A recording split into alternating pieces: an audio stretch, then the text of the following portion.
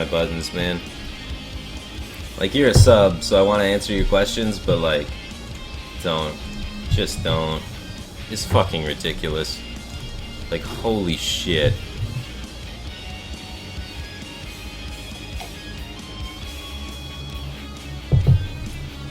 Alright, Rogue is up next.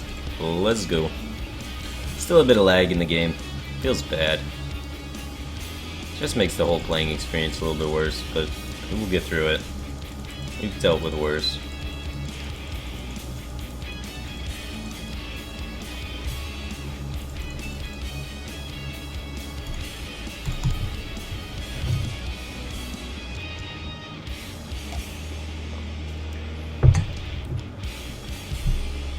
Alright. We have Violet Teacher and Prep, which is pretty sick. Sab doesn't really do too much against Paladin, but sometimes you can get lucky and they throw Kings down on something randomly. Doesn't usually happen when you're streaming, but like, occasionally they have to do the Desperation Kings play because they just happen to draw one of their 2 Kings, and then you can just pick up with the Sap and just crush them on the spot.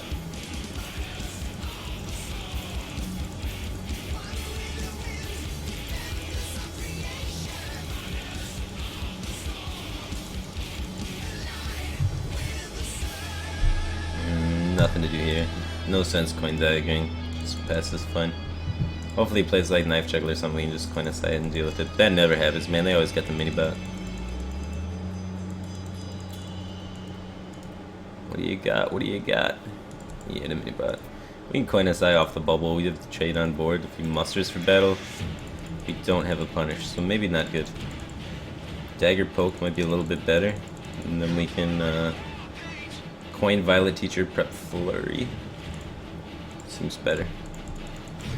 So we gotta deal with muster for battle is the thing. That's why we don't coin the SI there. Just the anticipation of what his best possible play is and how we can play around it to do a little bit. And with that Flurry draw, we have a direction here. Otherwise, we would coin the SI, hope he doesn't have muster for battle, try and get Earthen Ring value, and then move into Violet Teacher like that.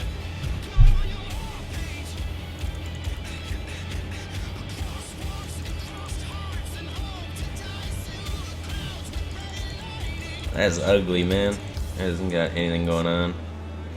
We could prep SI if it's Avenge, we could get the Sap off. It could be sick. Which one do I want to Sap then? It's like 7 a mini bot doesn't even feel good. But it would be pretty dirty, clear the whole board, and then we can... He would True Silver then, and then we would Violet Teacher. We'll try something like that. If it's not Avenge though, we feel pretty stupid. So maybe swing first. If I swing, when am I re-daggering though? It's like really hard to fit that in the curve, and with 2 Blade Flurries you want to have a dagger up all times. Alright, I'll just test the secret. Alright, I'm gonna go with the Avenge and take the odds here. One time. Alright, we did it. We lost the prep, which feels pretty bad, but just getting initiative against this deck's really important. We only have 11 points of heal in the deck, so it's pretty good not to die.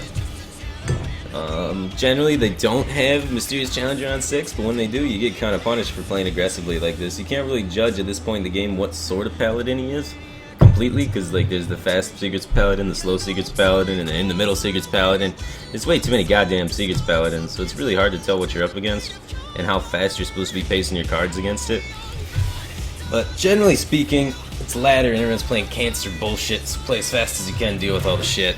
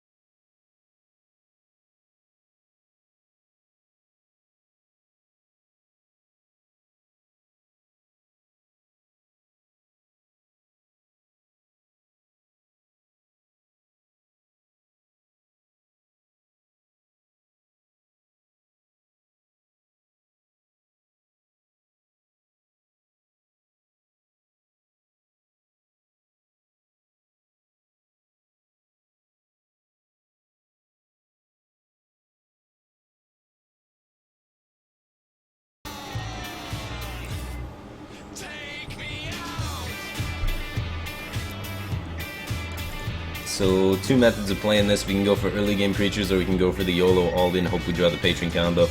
Off coin, I generally like to go for the first approach, which is getting my early game minions trying to assemble into board while they're wild growthing.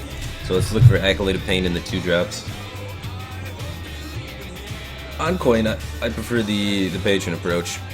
I just feel like it's too unlikely that you get it when you're off coin.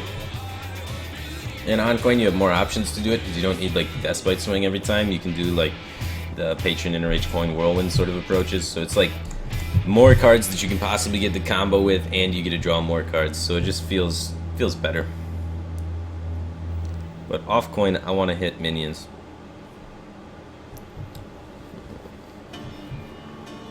Aggro Druid.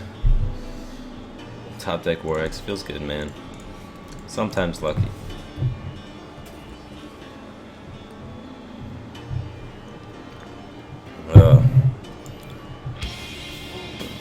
17. No, I'm 19, guys.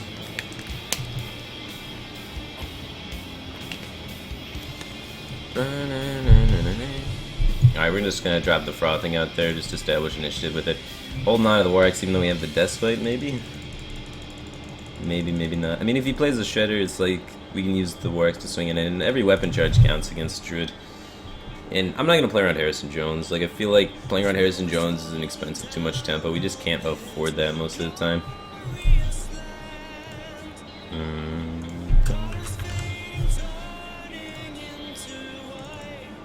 Another Whirlwind. What the hell? Whirlwind is like such a late game card. It's a combo piece activated, as well as Enrage. So we don't have anything going on at this hand. Luckily, he doesn't have anything going on either, but really gross.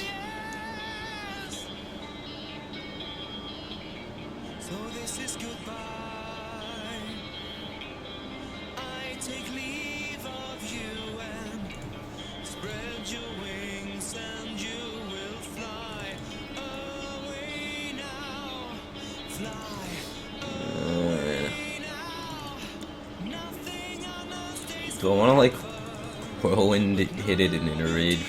Like maybe I hit him for a lot that way, but it's at what cost? I feel like if he had Wrath, he probably would have just done it by now, but I'm not sure. I'm just gonna do it. Like, our hand's not going anywhere. We have to do something, right? Like, if we just sit here doing nothing forever, we're gonna lose. So let's take initiative. Let's make something happen.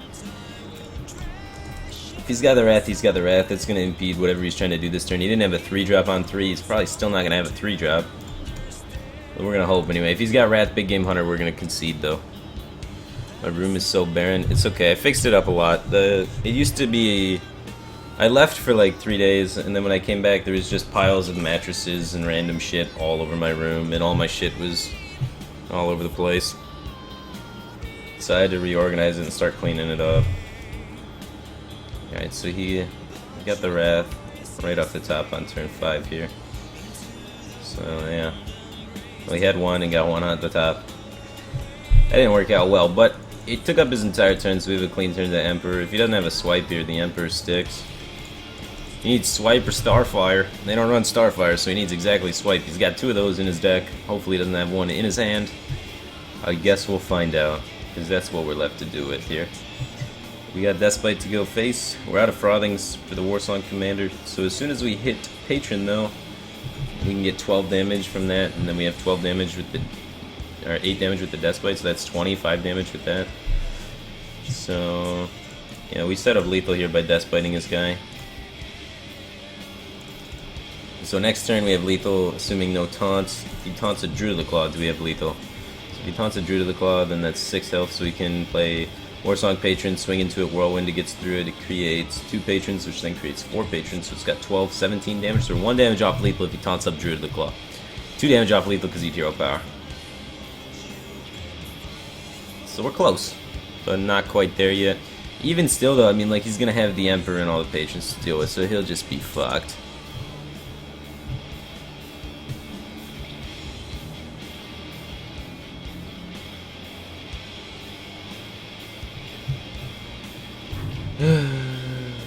Well, that's a little late there, buddy. Alright, he's dead.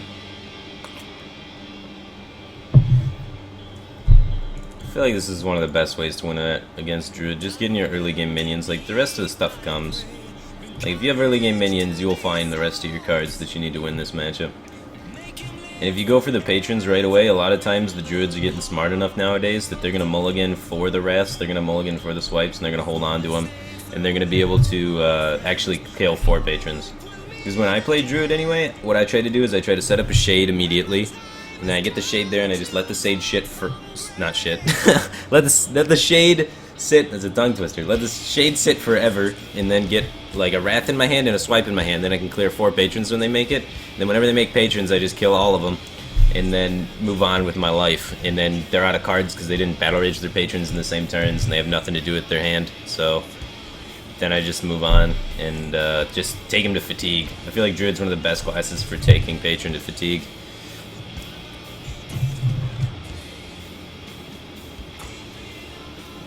So if like that's your plan as Druid, I think your win rate against Patron is going to go up. I think that's one of the reasons why the Patron versus Druid win matchups changed a lot, is because a lot of Druids are starting to figure that out. But just establishing a game plan based on your starting hand from the very beginning of the game is really important with Druid versus Patron. So just talking a little bit from the other perspective. Alright, I am totally unfamiliar with this deck, but I've played against it a bit. I've actually never played it, so this is my first time playing Secrets Paladin. I originally thought it was just pretty bad. But a lot of people are playing it, so I figured I'd give it a go. I mean, I guess I can keep... I don't really want to keep that. It's like really all in. Because if he like does have the Unleash clear, I can get boned. Holy shit. How do I want to play this end? I want to go 1 into 1 into... Is that too slow? So I want to just get them both out there and start whacking things. My second turn's so awkward. I think I'm just going to play one. Like, this one's going to trade, the other one would go face. Like, same thing either way. Gives me more options moving forward as well.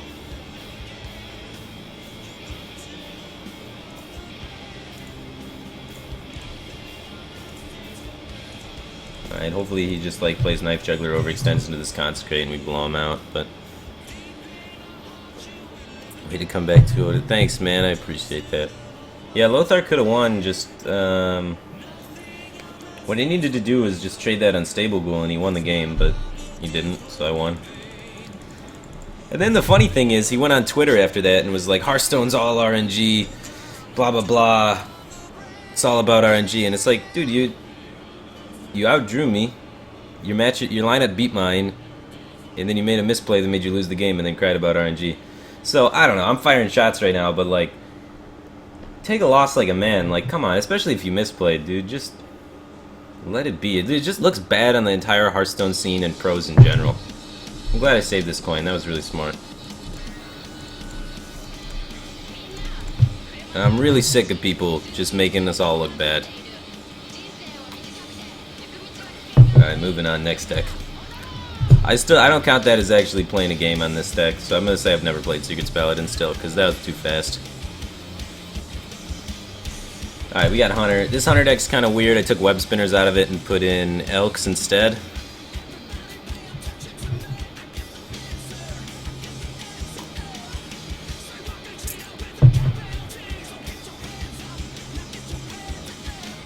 Alright, so this... I don't know if this deck's going to work at all. Like, so far we're on a sick win streak because we won with everything so far that I just kind of threw together for every class. Secrets Paladin, Prowlevers... So I want to keep Hunter's Mark early. Like, it has the most influence early when there's the least amount of mana invested in the board, because you gain so much tempo initiative off of it at the disadvantage of card advantage, but usually tempo is the more important part in the factor. But at the same time, I don't have a Hunter Creeper, I don't have a Juggler, I don't have anything to go with it, so I'm going to toss it back just because of that. But in a lot of matchups, I would very highly consider keeping this, especially if I had a card that goes with it, like Haunted Creeper or Juggler.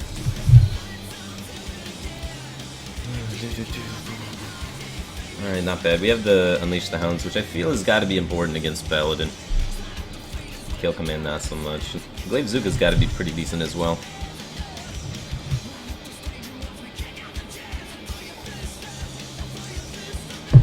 I guess I hope. Double Kill Command is just awful. We lost the Joust. We got like 8 2-drops, so it's reasonable to lose there. It's a solid 50-50 if we win the Joust or not. More 50-50s in Hearthstone, that's what we needed. How do I rationalize playing cancer decks? Well, there's about 3 cancer decks in the 9 total decks, so that's how.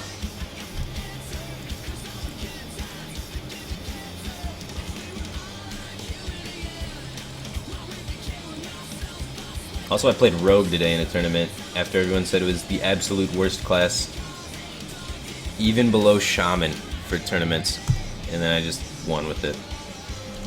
So I don't know, I feel like I play a lot of non-cancer decks. We're not going to attack here because like Noble Sack kills this and then it avenges that, which then kills this, which then looks just awful.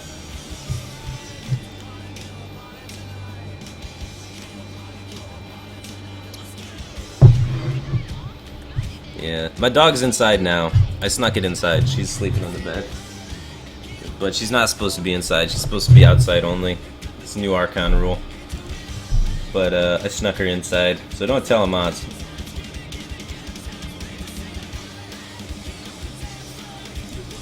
I don't even want to interact with your secrets, bro. I mean, I guess I can freezing trap some shit. So after it avenges, I can freezing trap. Seems reasonable. That way I can push for 4. It gets up to 110 degrees outside in Texas, so I feel bad forcing my dog to be outside in 110 degrees. It's just not humane. So I sneak her inside.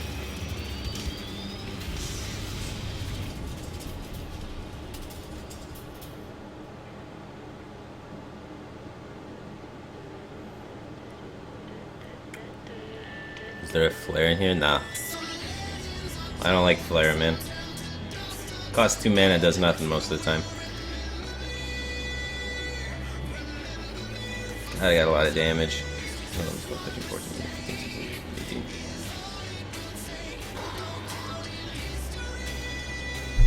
18.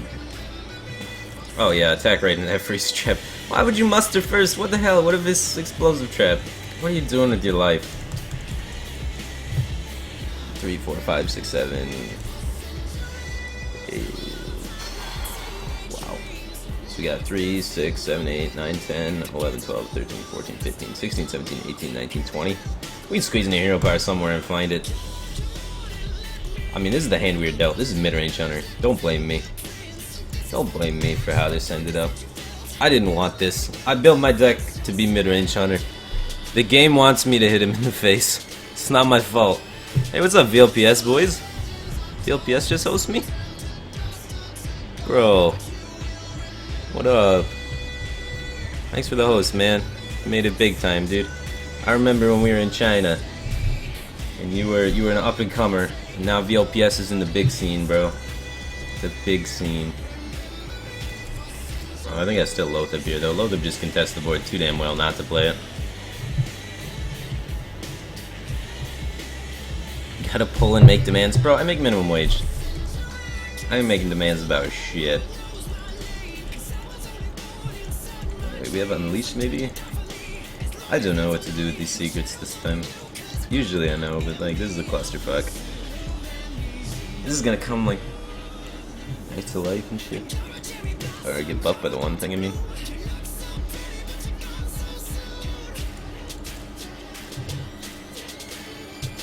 I mean, I guess I have to clear some things and try and make something happen here. Is Unleashed the right play, though?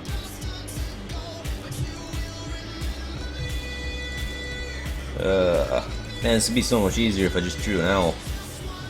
We could go face. Let's see, we do, like...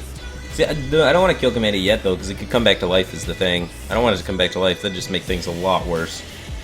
So, I'm going to poke in with the dog, hopefully avenge... We win the 50-50, it goes on the useless thing, and then I can kill command it. So we're taking 50-50 here. Sometimes lucky. Never fucking lucky.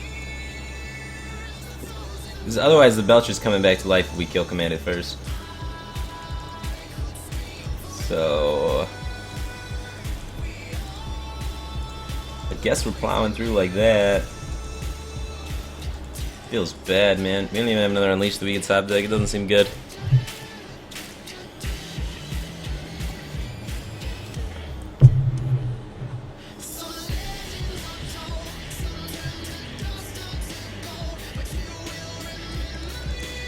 I'm I'm losing to a guy running fucking raid leader.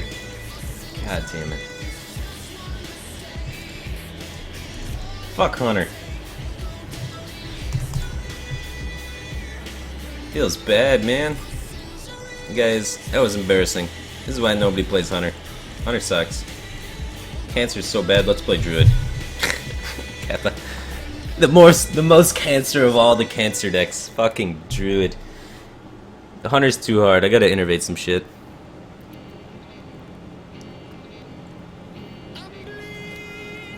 Need that flare. Just get that flare, win that one matchup. Get her done. I mean, maybe it's right, dude. There's so much paladin, it could be the key. Just grind them paladins down. But nah, man. Streaming doesn't work that way. As soon as you put in the flare, you're done. No more secrets. It's not a streaming meta card. Kappa. Dude, raid leader's OP as shit, man. That's what pushed him over the top there, is the raid leader. He was playing a deck, and it was like 10 out of 10, and he just took it right to 11. He was like, I know what to do. Raid leader. And he crushed me. World Championship status. Go him. No innervate, no wild growth. What are we going to do? I can't win. This deck seems fair and balanced. What the hell is wrong? What is going on?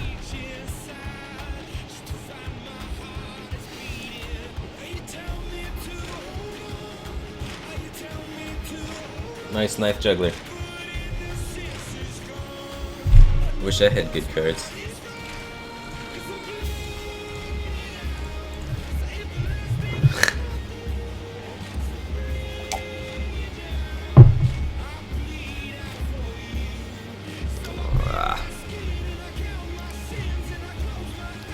Alright, Argent Squire. It means he's probably pretty fast, that's the one drop. Where is my swipe?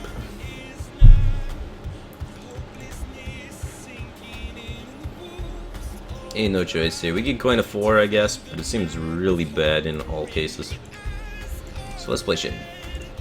Like, if I coin the Savage Command, it lines up perfectly with this True Silver. If I play Keeper of the Grove, it's getting very limited value on this when it could be silencing like a Blessing of Kings. Especially since that's a standard 4 play after Muster.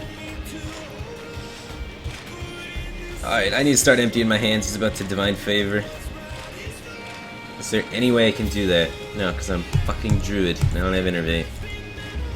We can Loatheb him though, so he can't Divine Favor me. And then maybe hopefully top deck something worth doing in the future turns. But god, we are just getting reamed. Alright, we have to find Swipe. Do I make this trade here? No, we gotta find Swipe. There's no way, like, well, I can make the trade here if I feel like I could win without Swipe, but there's no way I can honestly trade down this board and feel like any chance of winning. So like, my top deck here is I get Swipe and kill all of his shit. Like, that's like the only way to do it. If I trade the Shade, he just pings it off for free and plays around Swipe, keeps his bubbles, and then I'm just more screwed. If he plays Blood Knight, that would be good for me, honestly, because I can silence it. I just get triple keeper value.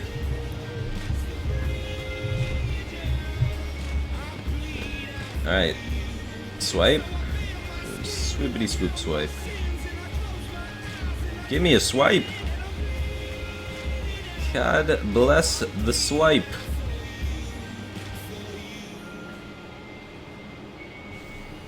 And that is a game. Sometimes you can't beat the aggro pally. Aggro pally does pretty good against Druid, but then Druid has no Innovator Wild Growth. I mean, what deck doesn't do good against Druid when Druid doesn't have Innovate Wild Growth? Thanks, Chip, man. I appreciate it. Yeah, I had to play it in the living room floor, which felt kind of bad, but we still got there at the end of the day. Demon Handlock's next.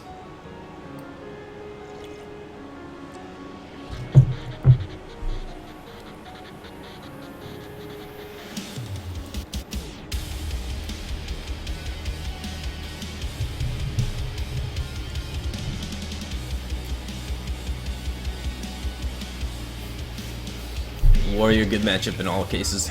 Like against Patron, we usually win because we're handlocked and most people on ladder aren't really good at that matchup with Patron. Although I'm a pretty shitty handlock player, so we can see what happens here. I'm gonna mulligan everything away, try and find 4 drops. So Twilight Drake, the dude that brings out a demon, Void Caller, and Mountain Giants. Hellfire is also pretty good if he happens to be patron. He kept 3 cards. If he is patron and keeps 3 cards, that means he's trying to go off with some sort of early patron play, so Hellfire could be pretty sweet. If he's Control Warrior, we have so many extra threats in this deck because we got like the whole demon package and all the giants that we can usually just grind them out, so it feels good.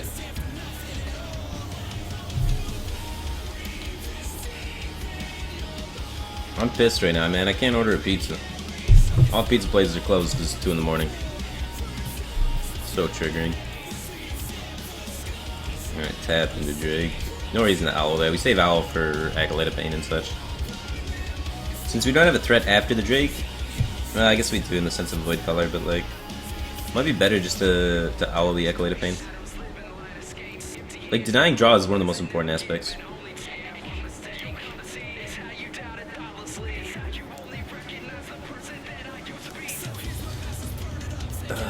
It's just like, it's so risky either way.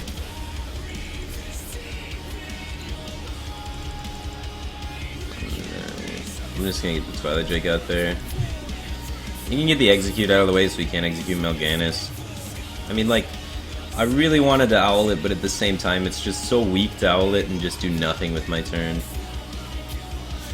And like, even if I do owl it, you can just like get a Battle Rage off with it later because I'm not killing it in the immediate, and like, it just gets really messy. And I just want to get something out there just to start cleaning things up.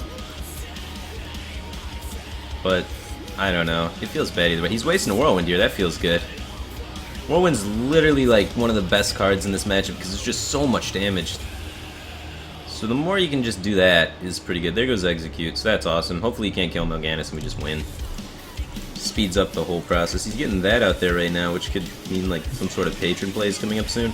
I can't imagine him actually doing damage with the patrons, so I feel pretty good about this Hellfire or Shadow Flame coming on following turns.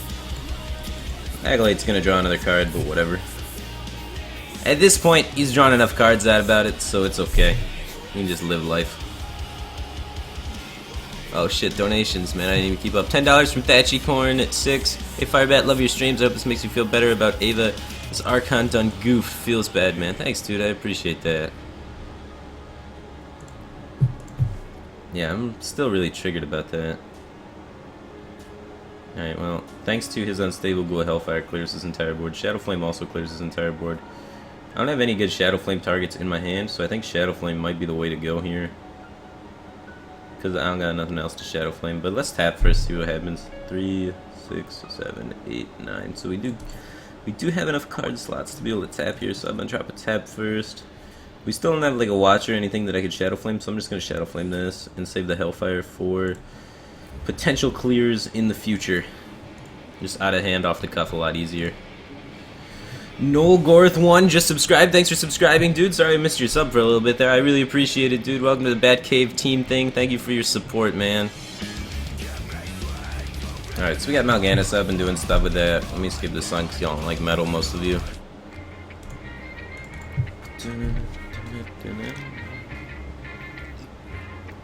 Yeah, typical response to Mal'Ganis. Just play Emperor and pray that anything good could possibly happen.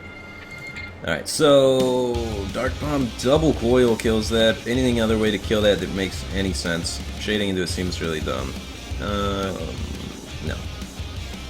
So yeah, we have to take this option because it's the only option. Could have tapped first, I guess. Should tap first. Wouldn't have mattered. Should tap first anyway though, just principle. I didn't count the mana and realize at the end I was just going too fast. How do you not like Paramore, man? Paramore's good shit.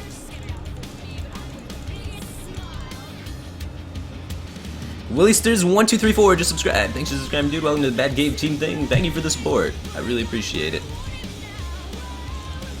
Awesome, man. Don't draw your second execute. Yeah, that's right. It's already damaged. Feels bad. Well, it's important to kill all of Patron's minions, but at the same time killing him is a lot more important and tens a lot. If we can pressure him into using inefficient ways to clear our board so he gives one less turn to try and find a way to kill us, we'll win the game. So that's what I'm doing here. I'm just applying some big-ass taunts and hitting him in the face with them. Just trying to give him as little amount of turns as possible to try and find the answer to my board, because eventually he's going to have some sort of ridiculous patron turn where he makes a lot of patrons, battle rages them, and executes all my dudes. And then I'm sitting here with my pants down, and then I gotta clear all his patrons, and then he's all set up to do a frothing after that. So it's better just to kill him first. Because if I was in the patron's shoes, I'd be trying to find ways to stall for time while drawing cards. And so that's probably what he's thinking. So let's stop him from doing that and just fucking kill him. Yeah, hit that. Yeah, get in there. Oh, yeah. So how much damage do we have? We got 9, 10, 11, 12, 13, 14, 15, 16 at the moment. So that's 3 damage off lethal. We should probably heal up. So this Molten's not coming out of our hands. Do I want to tap to try and find something? Is there anything I can find for lethal if I tap? No, because tapping is too much mana then. 3, 6, 7, 8. 8 cards in my hand. What am I looking for if I do tap? I need another threat. This is my last remaining threat, and he has an execute left. My taunts are fairly weak here. If I'm healing, I don't think I need to taunt again, but it's still questionable. It's questionable not to taunt this. But these are 3 health taunts, so actually they just die anyway. So actually playing the Taunt Giver probably gives him more damage. Because if he has 3 whirlwind effects, he just gets to kill the taunts for free. So that gives him an out for lethal. So, because it would add 3 more damage to him, and I feel really safe with this life total. So I'll just do that. And hold back the Taunt Giver to play it on bigger taunts that aren't going to get whirlwinded down. Because that's one of the main things. After their executes are gone, the only way they're getting through their your taunts is by whirlwinding them down. I guess we'll see if we're dead here. I don't think, but it's possible. Now, Patron means we're not dead. There's no way he kills us with a Patron combo here. He is going to be the desperation play of killing my big-ass taunt and wasting all of his possible damage. There's second Whirlwind down. So second Whirlwind, pretty good for us. Does he have enough? He might have enough. Is there board space for enough? I guess he has the execute. No way. I didn't count though, so maybe he has enough. 3, 6, 9, 12, 15. Guess I should have taunted him. He's able to get through with only that. I was not playing around frothing. I mean, I was not playing around patron lethals there. I thought I was just way outside of patron lethals. Didn't play around frothing lethals at all. I mean, I played only around frothing lethals with that situation. Because if I play the taunt, I can live there but die to frothing lethals. Feels bad, man. Probably should have won that game. It's like so hard to tell though. He's already played 1 patron, 0 frothings, so I play around the one that's most likely. Die. Maybe there's some no tap and then just heal bot. Watcher taunt probably would have been fine. The tap was greedy. This is what it was. I was in a winning commission. All I had to do was just all I had to do was chill and I could probably win. So I just got too greedy with it is what it was. So just some tempo mage. Amnesia's list? No, all of these lists are things I threw together. I was just like, I feel like playing this sort of deck and I put those cards in it.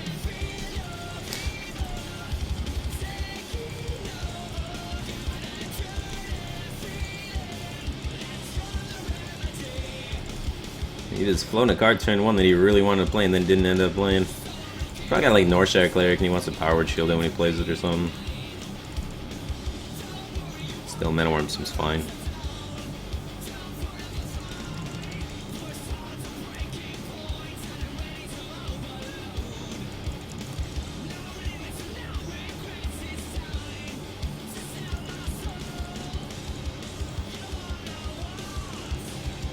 Alright. Do I want to develop that and forgo the ability to coin Shredder? What is this 3-drop? Probably kept Valence Chosen. He's kept another card in his hand. I guarantee it's Valence Chosen, so that's why he made this play, because he's like, there's no way you can kill it if I do this. And he's gonna hit me with a Valence Chosen. I think it's fine to just play Scientist after this. We gotta get Scientist out there anyway. So I'm gonna just do this. Just kill this, play around Valence Chosen, because that card's dirty. Should be fine.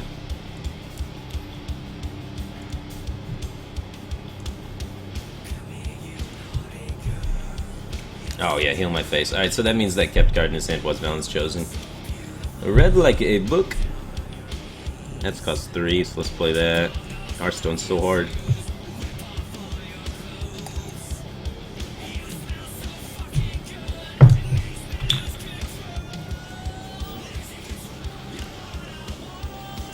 Dragon Priest. So that was the kept card, so it wasn't Valen's, huh? He just playing Dragon Priest. Alright, well, I'd rather have the board clear anyway, because they run double Valens and it's annoying. So I'm fine doing this. Rather get rid of Mana Worm than get rid of Sorcerer's Apprentice. Sorcerer's Apprentice is just so useful. Mana Worm can get more damage, but damage isn't really the key here. Key is just being able to efficiently do things and generate tempo and board presence. So we're going to try and do that.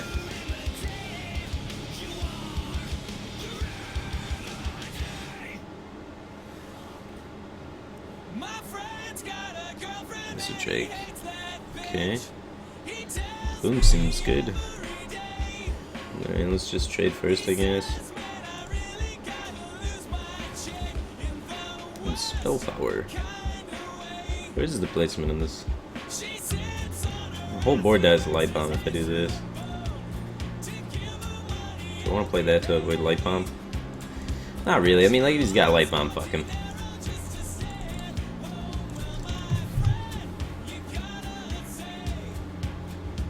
Light bomb me, bro.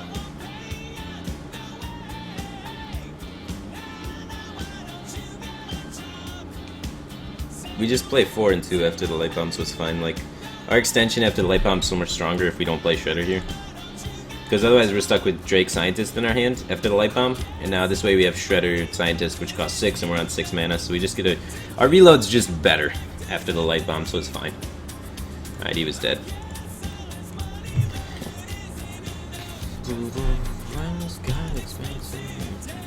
500 wins, Golden Mage hype. 499 of those wins were with Freeze Mage, and the final win was with Cancer Mage. Feels bad, man. I did so much work on just being honest with Mage, and then the last win I get is with fucking Cancer Mage. That's garbage.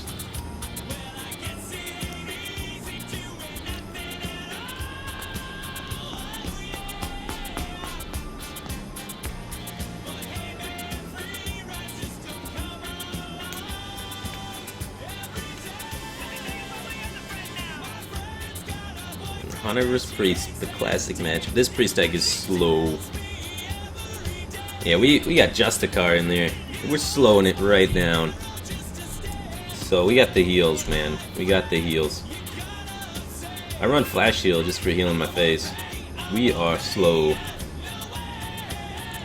So we'll see how this goes. This is gonna be probably pretty weird. But if he's Face Hunter, maybe we can just heal our face a lot.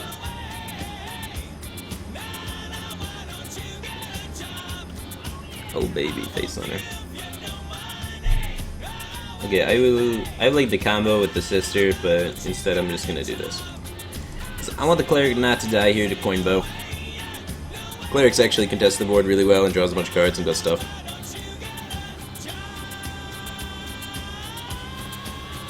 Should try a deck with only commons and rares? Dude, I don't want to play face decks. What are you trying to talk about? Ah, oh, rip Powered Shield. Hoot hoot.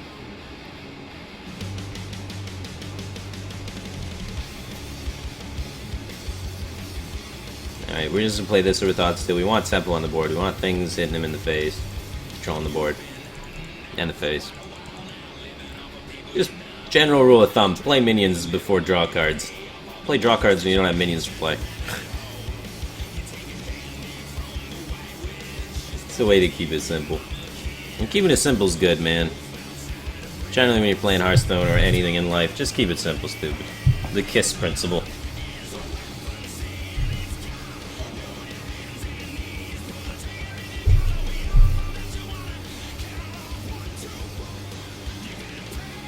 What are you talking about yesterday, Dosha Dota? I appreciate it, but that was today, man. Alright, we can kill the beast and then this thing.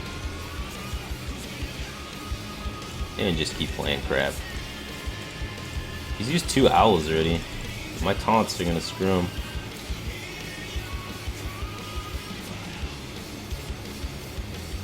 What happened between me and Zixo? Nothing happened between me and Zixo. Archon fired him.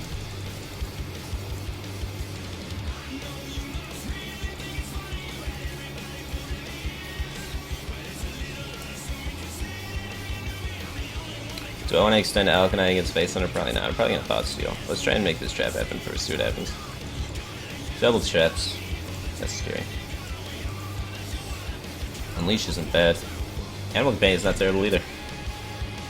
Feel pretty good about that.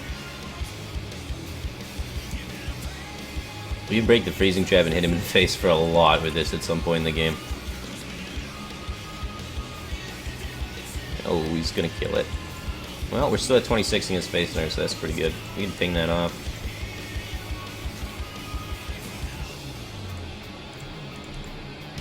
We're at so much life total that I don't mind this, especially since we can go aggressive with Boom, and then we can Justicar this and start 4 and shit.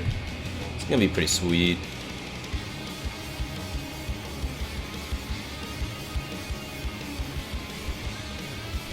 That's fine, that just feeds our Unleash. The good old Priest Leash. I might just trade into it, see if it's freezing. Because if it's freezing, I don't mind that getting frozen. So I can just heal up.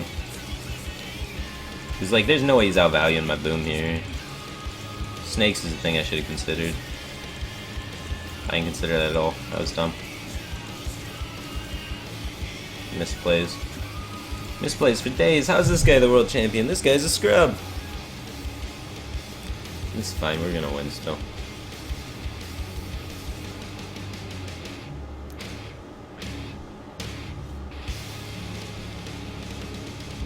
SQ.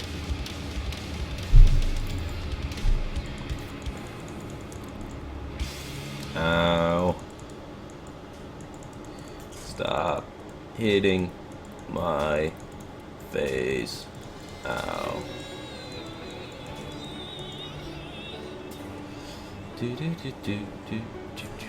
So test trap here.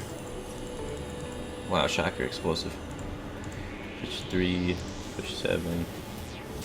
Unfortunate, I'll go blast my face. Go here.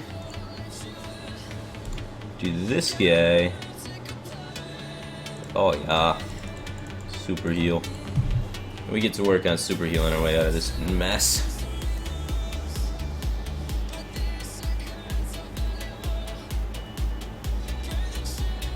Oh, that's not good. It's one of the highest damage cards in this deck. Let's get another 4. Not another 4 damage, man. Don't do it to me.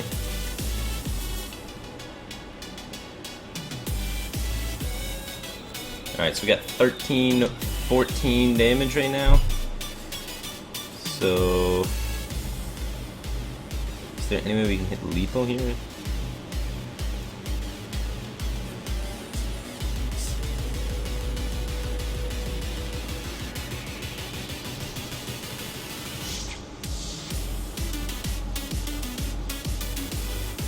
This doesn't hit lethal, does it?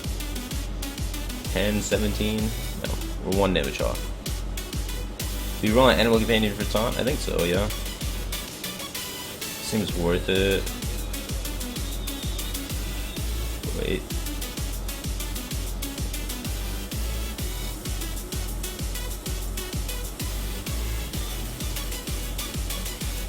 Well, I should probably trade this off so Unleash doesn't kill me, but it doesn't set up lethal though. That's a big problem. If it doesn't set up lethal, I can't really do it. We have 7, 8, 9, 10. So it doesn't set up lethal, so... screw his Unleash top deck, I'm setting up lethal. Setting up lethal is more important. We can't give him 2 turns, because we'll die if we give him 2 turns. So hopefully no 3 damage off the top. Alright, 1 and 4. And you're dead.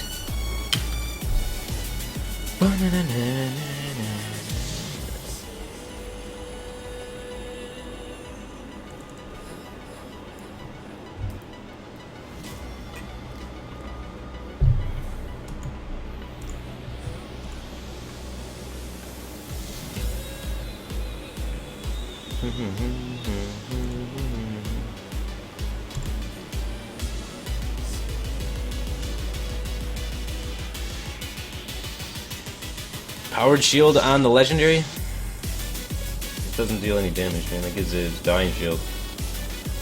Pretty sure I had that one. I don't remember.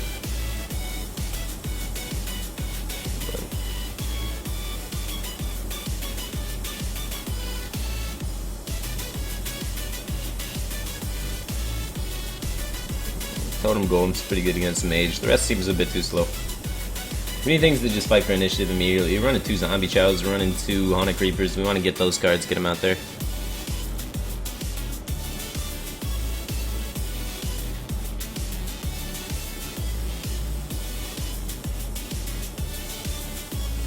Alright, Darkbane. Alright, well then I had a chance to get lethal there. Gonna get this guy out to try and trade with that immediately. Like, I can't develop Haunted Creeper now, and I'm just hoping I top deck a removal spell to go with this. I think it's fine though. Like, Haunted Creeper does not contest that at all. It's just gonna get cockblocked by Annoytron forever.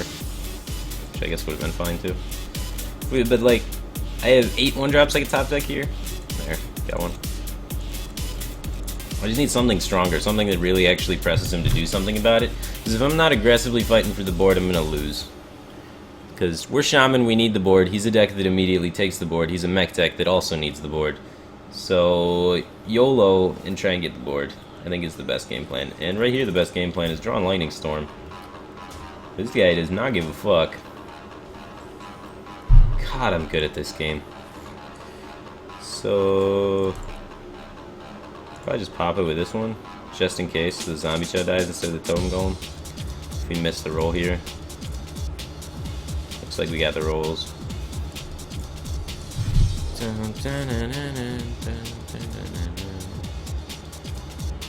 So now we have the board. We have card advantage. We're in a good spot. He's probably going to concede pretty soon. Oh yeah. That's a solid turn for him. So he's got Burn in his hand, is what we're expecting. Inside the Sun, thanks for resubbing, man. I appreciate it. 2 months in a row. Welcome back, man. Thanks for the continued support, dude. You're awesome.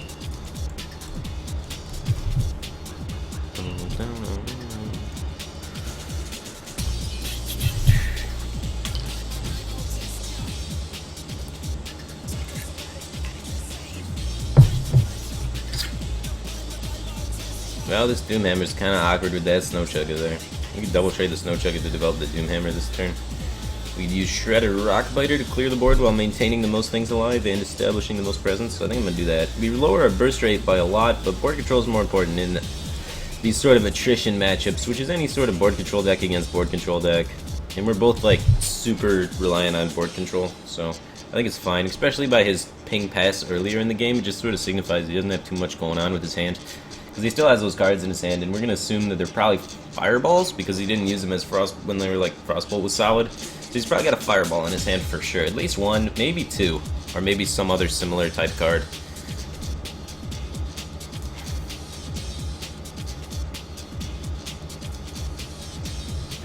Alright, there's the fireball we were talking about, but maybe he has two because he just launched one at my face. So shit, because that's getting kind of close. Actually, even all the burn in his deck can't kill me, so it's fine. He still needs to find more damage somehow. It's not like we're racing him anytime soon with this freaking Zombie Chow on the board. Actually, if he doesn't, we could have Earthshocked it to try and set up lethal. That's only 13. That would have been pretty sweet. But like, he doesn't have enough burn in his deck to kill me. But yeah, there's the other fireball. So yeah, I really like the board control approach we did, because there's no way he can win doing this. Doesn't make much sense, but he's doing it. Doing it to it. We should save this Earthshock for Antonidas. No, we kill Antonidas not in place. We should get rid of the spare part, so we can't play the spare part with Antonidas and generate the third fireball. That has to be Antonidas. That's the only way to play, like, logically makes sense, right? And then we should probably just get the Doomhammer out, play around, like, maybe Flame Strike possibility.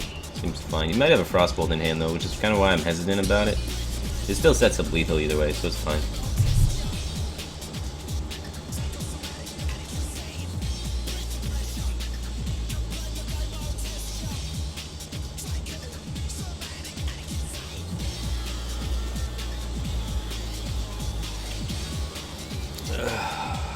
Feels good, man. Man, Shaman's been crushing it. 100% win rate so far with Shaman. We're doing it to it. Alright, Oil Rogue.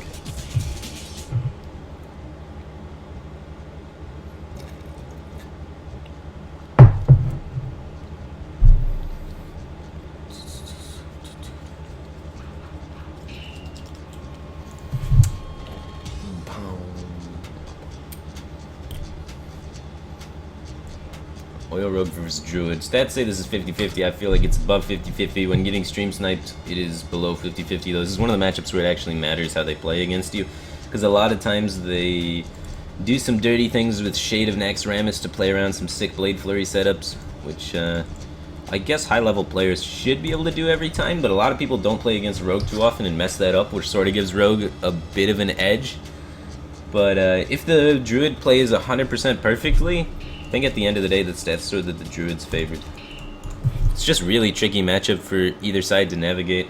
And most of the time players playing Rogue are a little bit better than players playing Druid, because Druid's pretty forehead mindless.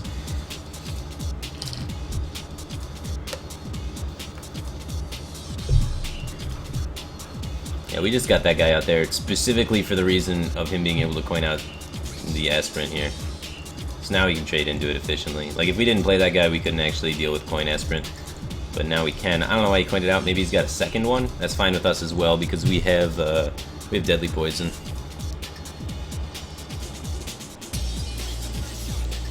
Oh, Jesus.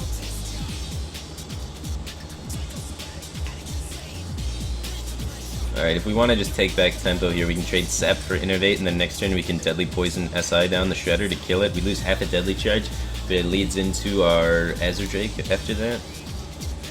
Is it worth it?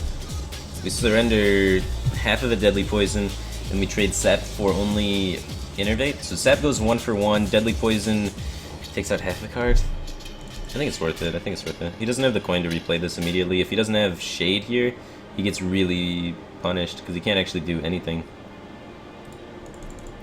I think it's worth it. I think it's worth it. And then we have... Well, actually, I don't need the Deadly Poison SI. I could just SI or just Redagger. And then Deadly SI it when it comes out again, because he hasn't Wild Growth effect yet. So he's probably going to play Shade, and then I can just hit Redagger. I don't know, it seems like an awkward step, but I just really don't want to let that be there and cause problems for everyone. I didn't want to Redagger Deadly it and let him accumulate more pressure on the board. Another Aspirant, that's fine. Now I missed 1 damage, because I was planning on just poking him in the face and Redaggering this turn. But I wanted to have it up anyway, just so I had the option to Deadly Poison SI if I needed to. So we're at the sacrificing 1 damage for just more opportunities of more wide-range plays in the following turn, I think is fine. I could save the Deadly to combo the SI if I wanted to. I can just use Eviscerate to combo SI next turn if I need be. Because like I have Eviscerate hit Redagger and then I could Deadly SI, but I think just like Redagger, if I want to like preserve the 1 damage of the Deadly Charge, that's fine. But actually that does give me a range of 5 next turn instead of a range of... Well no, next turn I have a range of 7, because I'd have the Deadly already up. So having a range of 7 going into turn 5 seems better. So let's do that. Yeah, seems best. Well, we know he's playing Shredder though. So we can hit Eviscerate it and SI it. Just kill the fuck out of that Shredder. If we draw Backstab, we just Azure Drake Backstab it. Would be pretty epic. Him not having ramp is pretty good for us.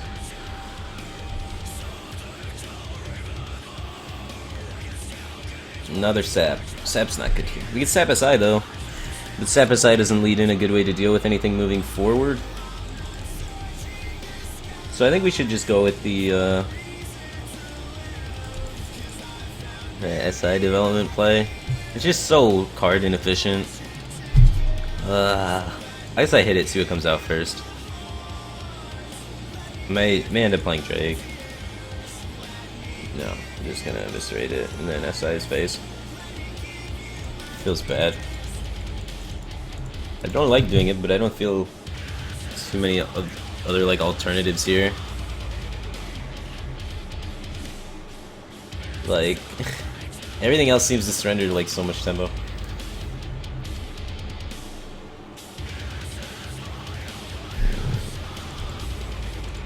Now I have to kind of Drake.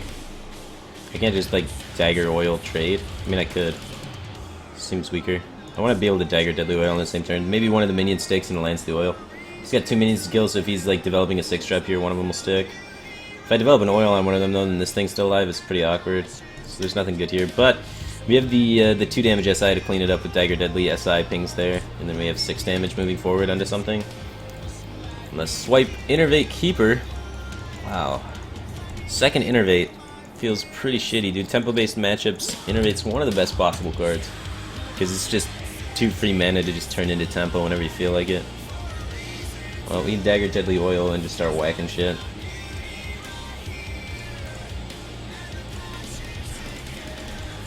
Not in the most glorious of positions at all, for sure. And now we have, like, Sap is terrible against people that use Innervate hands, because you're just giving their resources back to them, basically, to use again. So I'm going to run out of steam way quicker than he runs out of steam, because Sap's only good when you're actually ahead in tempo, and we are far behind. Seems like he's got combo pieces in hand, too, because he didn't play him at all here.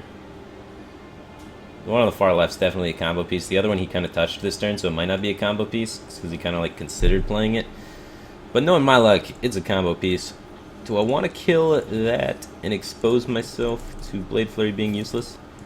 I feel like I kind of have to. Like, I'm taking too much chip damage not to. And if he's got another swipe in hand, I can, like, clean up pretty good with it. I just need to preserve my board. So I'm, like, sinking so much damage into this. But at this point, like, he has weak cards in his hand that didn't seem to do anything last turn. He's playing off the top. If I can just get something going here, it'll be okay. Never lucky. Fine, it's fine, it's fine. We can hopefully make something happen. He's probably got combo in his hand, because those are both the 2 cards he just top deck Sylvanas here like a god. Alright, what do we got off the sprint?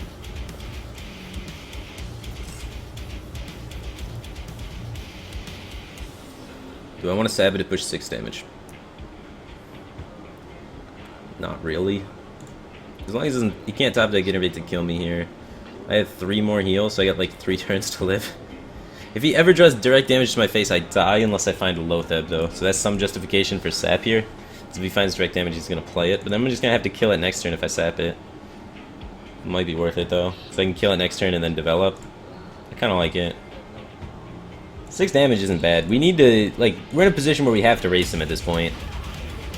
And what other Sap target am I going to get? I'm not going to want to Sap a lore against him. I'm not going to want to Sap, like, most things, so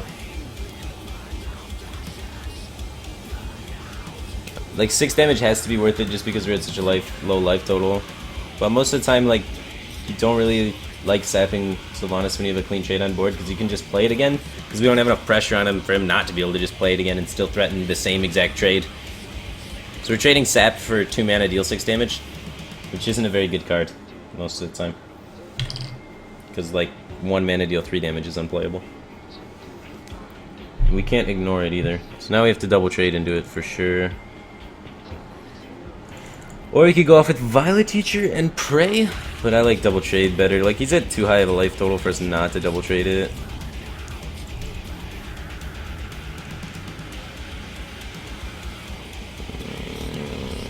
Well, we should Drake first. Like, regardless, we have the heal. This is my last heal in my deck, too. Like, our time is so limited. I gotta find my oils. I gotta find Loatheb. Loatheb's the most important part. If I can find Loatheb, we got it all. But until then, it's pretty bad. I'm gonna hold the dagger because we have the flurry, and we're just really looking to get a combo piece with that. Might have been some justification to swing, though, because we haven't had a weapon up in quite a while. He might have Harrison Jones in his hand. Oh, that card was Wild Growth that I thought was a combo piece, so that means we may have a little more time than I thought. Still, it's like a very low life total. We were just taking it in the butt for most of the time in this game. Give me an oil. Alright, we have Prep, Fanonibes, Eviscerate. I really want to try and find something here. And extending Violet Teacher seems pretty strong. Do I want to... I can just Violet Teacher backstab Prep, Fanonibes. Spell Power so OP. And Loatheb. Actually, we're filling the board, right? Now we have 1 slot left for this Loatheb. I really am just trying to pressure him before he draws a 4 damage card into the combo. So I just have to make sure he can't just Druid me in the face and then combo me in the face, or force me in the face and combo me in the face, or whatever. Is Eviscerate here worth a 1/1 token? I don't think so. We need it for removal in case anything pops up.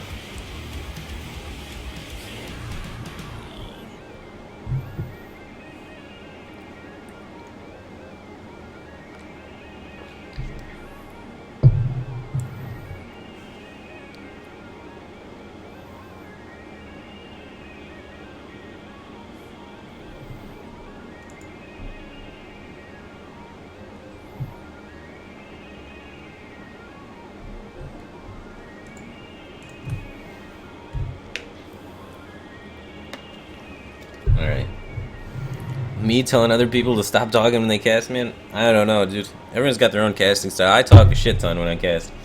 Because, I mean, there's just, like, so many random shit you can talk about related to Hearthstone. Just trying to figure out what people are thinking is a puzzle sometimes. Because they could be thinking any of 100 different things. I was not thinking about mind control tech, clearly. I thought people stopped doing that, like, 3 months ago. Cycling here.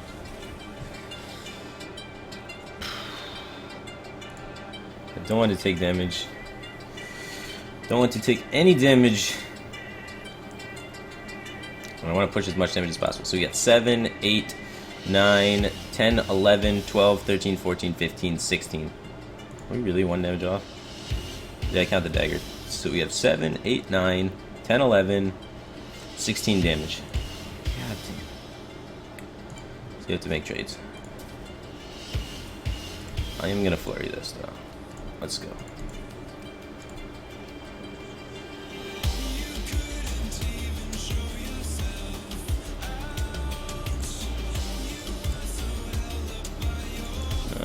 Do I want a dagger to play? If he plays Harrison Jones, he's probably dying anyway, so I'll just play dagger.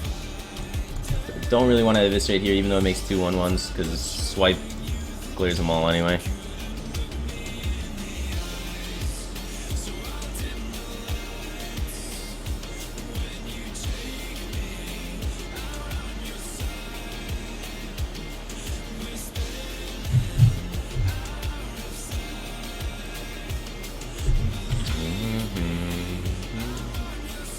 Now I counted the spell power. We were 1 damage off. It was 11 plus 5 from Abyss, which is 16.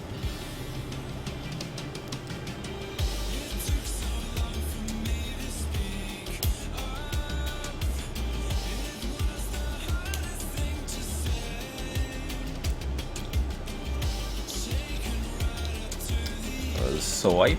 That's why we didn't waste that eviscerate. Hero power. 7, 8. Well, maybe we should have eviscerated, right? Oh no, it's still lethal. We're good. Sweet.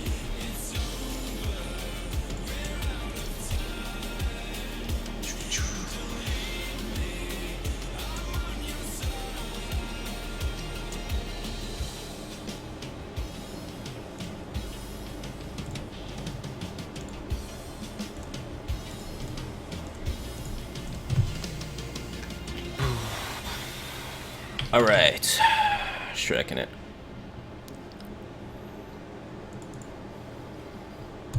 Solid win streak. Why do I have 2 teachers instead of shredders? Because I like teacher better. Generates value. Shredder dies too easily, doesn't generate any value with my spells. I like holding prep off the mulligan, and if I want to hold prep off the mulligan, I need enough things that generate value off prep to justify it. So I like the big tempo plays I can make with prep, and then I can just push all in lethals, or I can just move on and do sprints and then play the value game. So I just base around the entire deck around holding prep, and then that's why I play Edwin and 2 teachers and 2 sprints. So my entire deck's just based around holding prep off the mulligan, and then I hold prep off the mulligan and have great success with it. Anyway, I gotta refill my coffee cups and pee, so I'll be right back.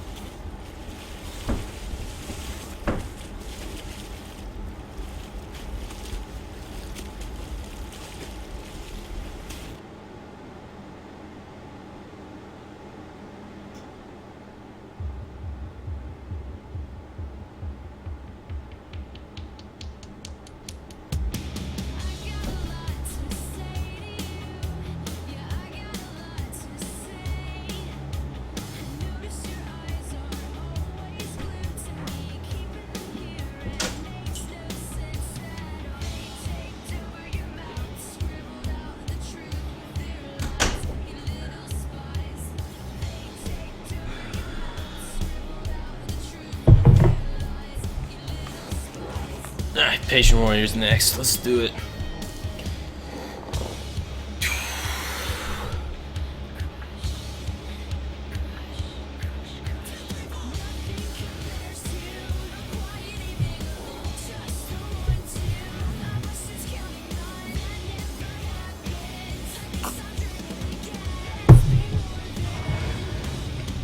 Alright.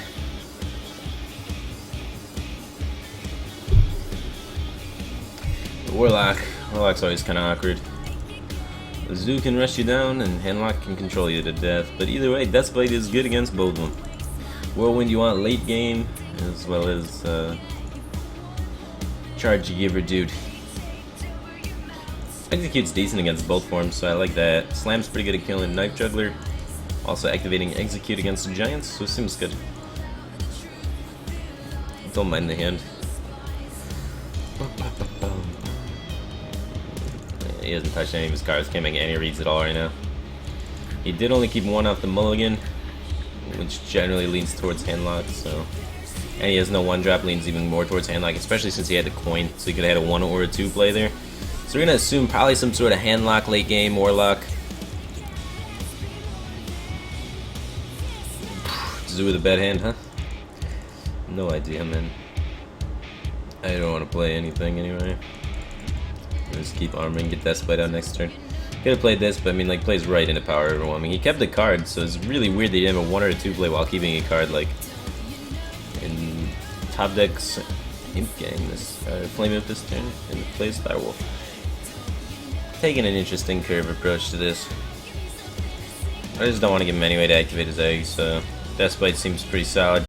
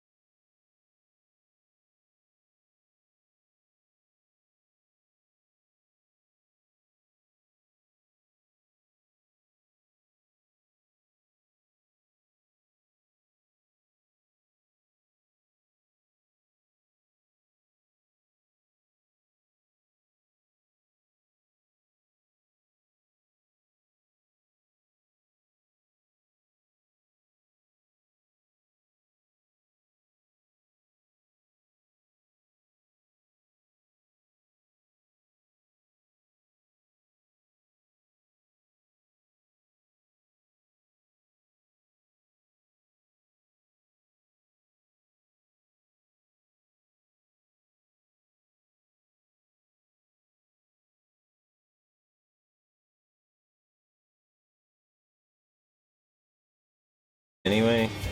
So it delays my Mysterious Challenger, which I feel bad about. So I want to go Shredder into coin Mysterious Challenger if possible. I'll just follow the curve of Shredder into Mysterious Challenger, I think. Otherwise things get kind of messy. So I'll follow my curve. Seems better.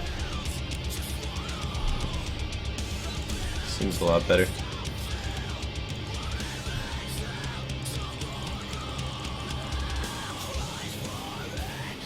And this Imp Gang boss is screwing me. But we got coin Mysterious Challenger into coin Mysterious Challenger. We'll be okay. And we just keep pinging off the imps that spawns every turn anyway. So it doesn't even seem bad. Why is my room trashed on Twitter? Cause they needed to do some like something in here, I guess. I don't know. It was pretty shitty though. Got off a plane. They forgot to pick me up at the airport, and then so I got a cab back from the airport since no one was there to pick me up, and then my entire room was trashed and nowhere to sleep or stream. Alright, so we've been waiting for this play all day, so let's get that guy out there.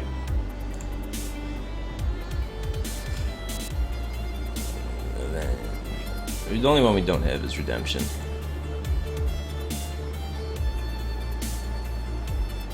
Do I want to kill this? I don't think I want to do anything here. I think I just want to pass.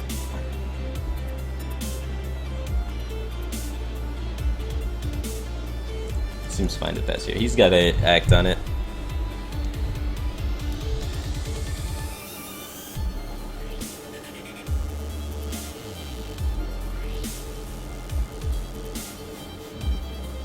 Okay, that's annoying.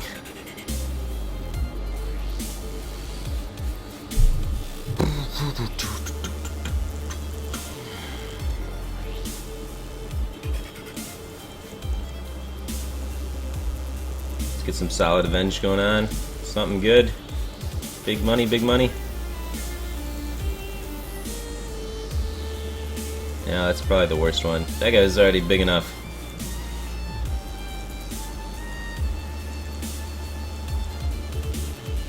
I guess he's taking it down. Probably Melganis coming out. Oh, thank God, Voidwalker. I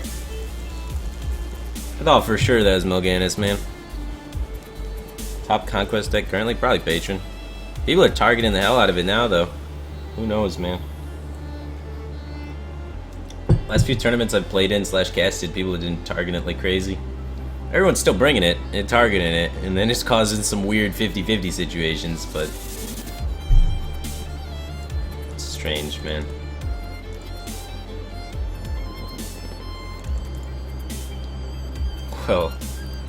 Well then, that seems pretty good. That's the card I would play in my deck.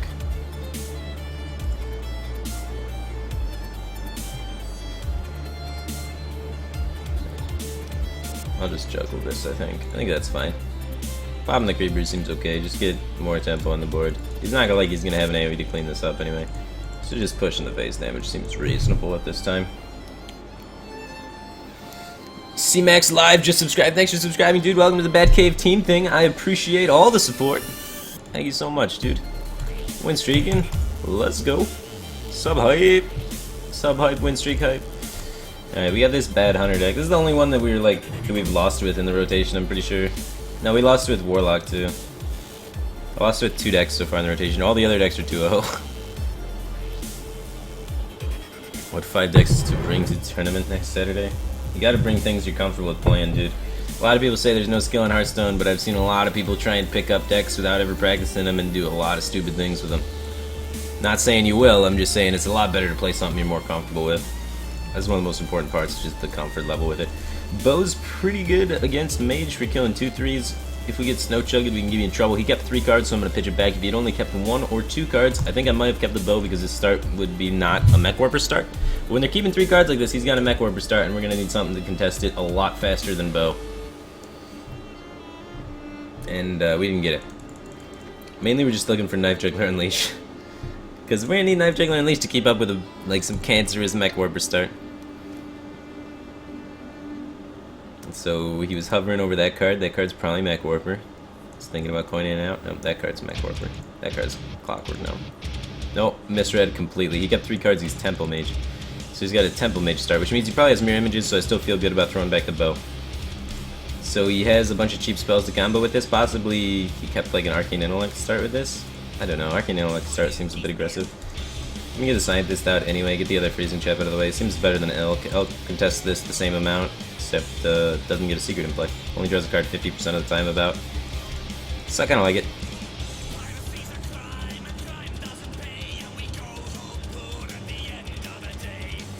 How do you pick decks to complement the ones you're most comfortable with?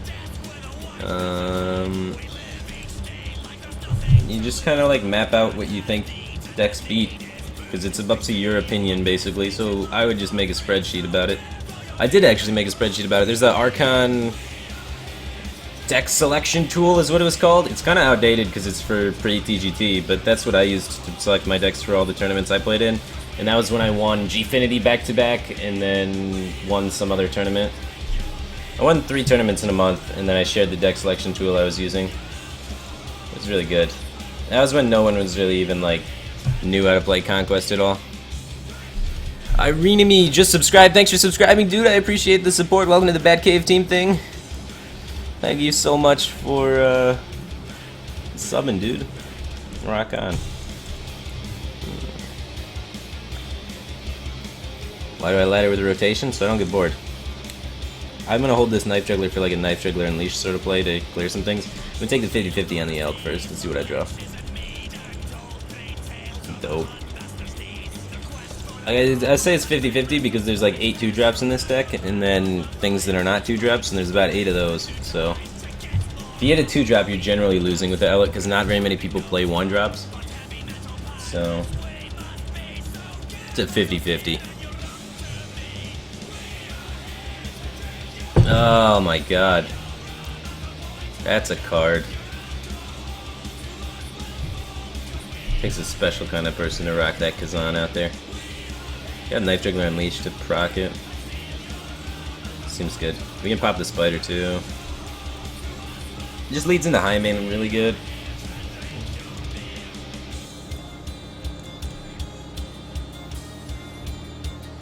Alright, we're gonna trade here with the Spider first to optimize our RNG chances. This way there's 2 minions up, we need 1 juggle to hit 1 minion and we can have full clear. This way there'd be only 1 minion up, so both juggles would be 50-50. This way both juggles are 66%ers.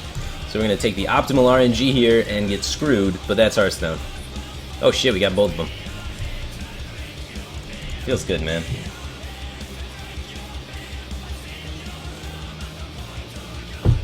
Alright, so we got High Main coming up next turn, assuming there's no secret played here.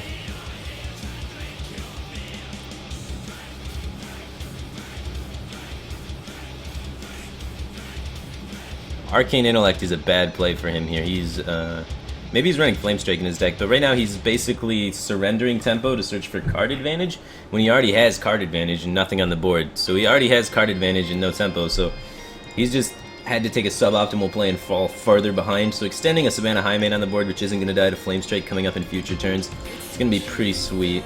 He's already used 1 Fireball. We're going to trade this one because it's not a beast. Keep our beasts alive. Beasts are the best. Alright, we put the Death Rattle minion on the far left side, so when we spawn in hounds, if we get the other Unleash the Hounds, they would spawn on this side. So if we get a Direwolf Alpha off a Web Spinner or something, then we can more easily deal with that. He's setting up a Flamestrike here. So he had the second Fireball to set up the Flamestrike. I was really hoping he didn't have that, because that was like one of the only ways he sets up the Flamestrike here. So I don't want to extend anything that dies with Flamestrike, so we're going to be pretty careful about that and play the Stranglethorn Tiger and kill him. No, we were close. We had lethal that turn. I didn't count. Whatever. We set him to 2. I got too focused on playing around Flamestrike, and I was just like, Flamestrike, Flamestrike, Flamestrike. I got to read. I got to read. And missed lethal. Sometimes you get too tunnel visioned, man. It's okay. There's no way he can win from this position, so it's fine. Like, what is he gonna do? Like, Healbot, Innervate, Frost Nova? Like, whatever. That tunnel vision, though, feels bad, man.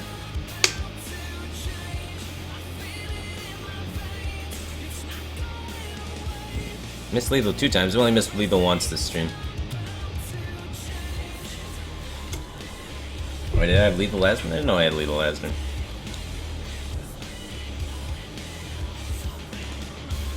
Alright, now he's just roping me. Come on, man. I didn't miss lethal on purpose. Let's go. Don't be rude. You play Kazan in your mage. You're trying to hate on hunters.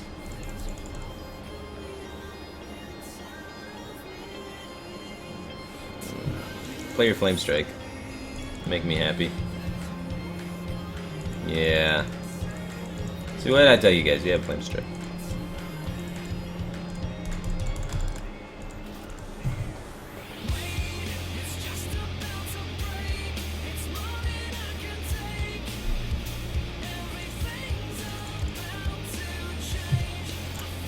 Alright, next deck, Druid. 50-50 with Hunter.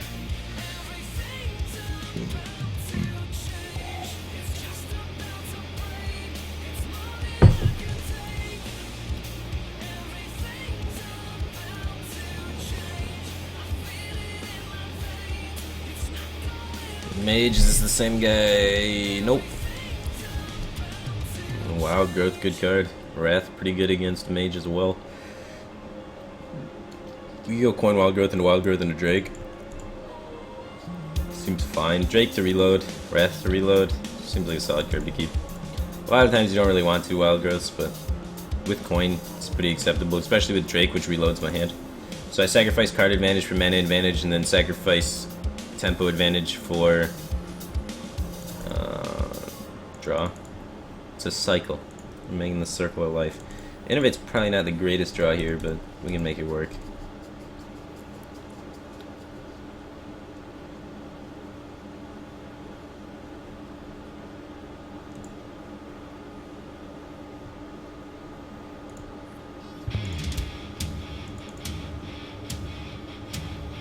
Yep.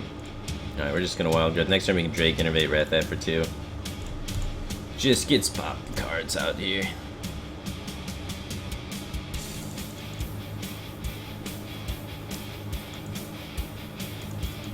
Alright, that's a weak turn, that's good.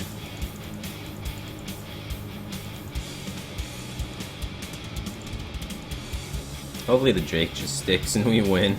That'd be sweet. I'll get another one after this, that's pretty sweet too.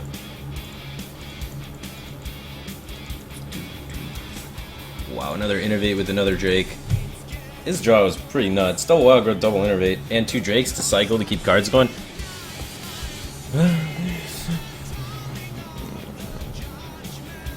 Flame Cannon sucks still.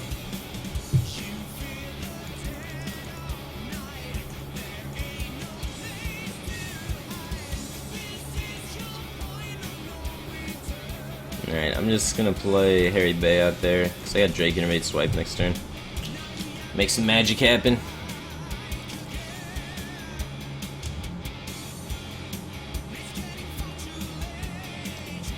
So I can Drake Innovate Swipe on the Drake.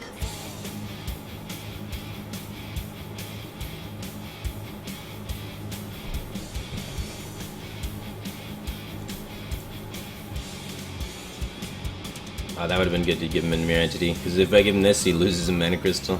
Too bad didn't have it yet. And he's kind of forced to somehow make this trade happen, because otherwise... Well, actually, I can't Hero Power, because it's a Snow Chugga. Damn Snow Chugga. Firebat, do you read chat? Yeah, I read chat. Do I respond to everything in chat? Nah, most of it's pretty troll. Try and avoid it.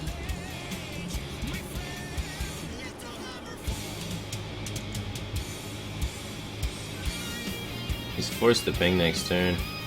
Force Nature is dude, played Daenerys, Aspirants a play. I think I'd rather just develop Shredder though. Just want to get things on the board, and Force Nature seems too reactive, especially it opens him like an avenue to play sort of anything and become ahead. Hand sort of fizzled out though. We'd get so much mana acceleration so fast, and we're not able to actually profit too much off of it. I mean, we're able to be at 23 against Temple Mage, which is a pretty sweet accomplishment, because normally Temple Mage screws you. Oh, that Keeper top deck was gnarly.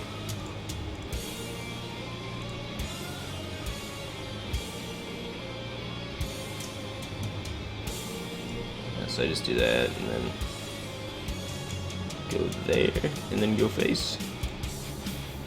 Seems reasonable enough. I mean, we got Force of Nature. We need to have targets to trade into, so Sylvanas be one of them.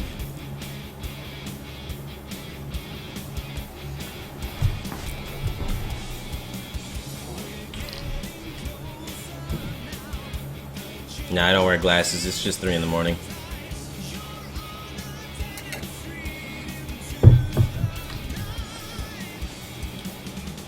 Oh my god, do you unstable portal that with a secret in his hand? Because that'd be pretty dirty.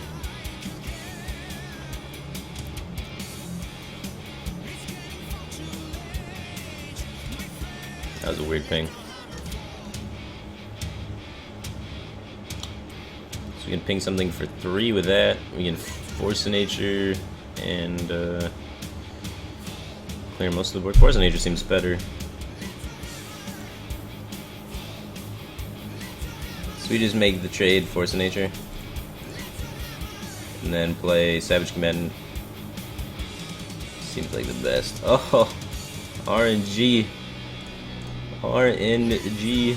Armor for days. That's pretty sweet.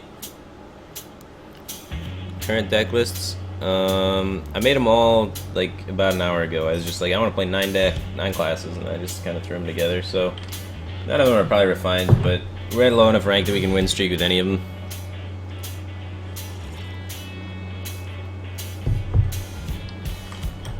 Alright, well, hopefully we hit a lore sometime soon. A lore or Dr. Boom. Those are like 3 high-end cards. We're, yeah, halfway through our deck. Bound to hit one of the 3 of them, and there it is. Now we just need to find a Roar. We got 2 Roars, 14 cards left. 1 and 7 for the Roar. 1 and 7 for the Lore. Roar and Lore, both good. Good odds, man. Polymorph. That's weird. Alright, so hopefully we either hit Roar or Lore. Flawless RNG. Cap of Pride.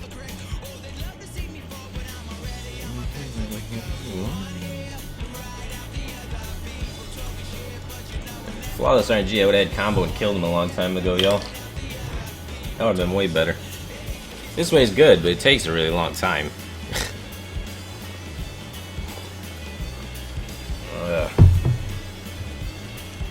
No troll. Do you work out / lift? Yeah, me and Zalay run to the gym and work out every day. Go for a 2-mile jog to the gym, work out, and then 2-mile jog back. It's a long, grueling, awful process.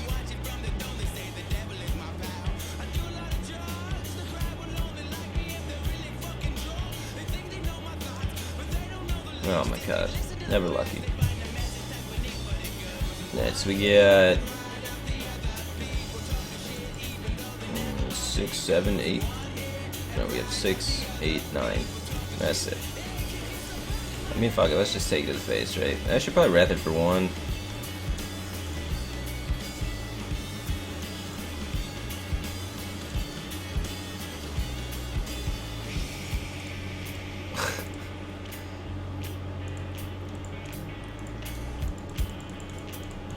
Alright. I'm just trying to get closer towards combo while still setting up lethal, and I felt like we did that here. Because we got 5, 11.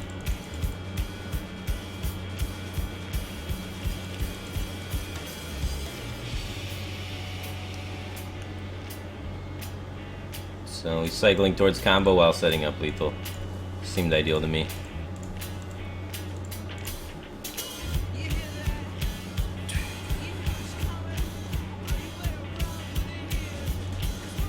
Win streak. Climb, climb, climb. Yeah, there was no lethal there, man. We didn't have enough mana for that. Alright, on to Demon Handlock.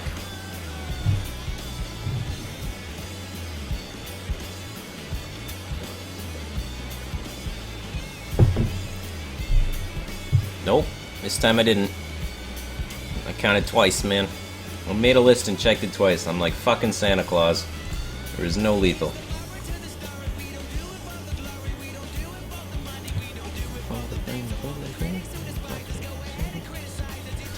Watcher's sometimes good. Molten's pretty good. This guy can be okay, but it's a bit slow. I'm gonna pass back the watch. I'm gonna keep the Molten though.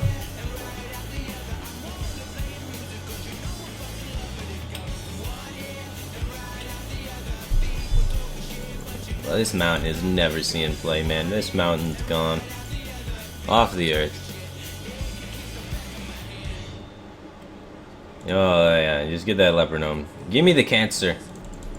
Hit me in the face with all of your might. Kill me faster.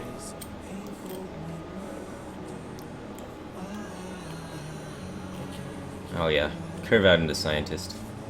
I like it like that, baby.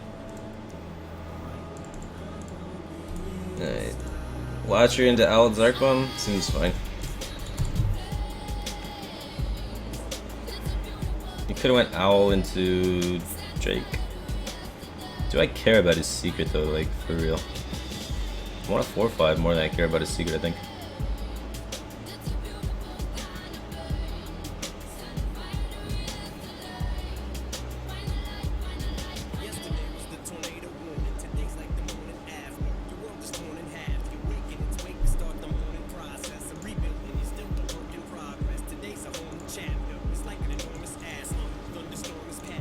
Man, screw your snow chugger, bro. That is some shit. That is some shit.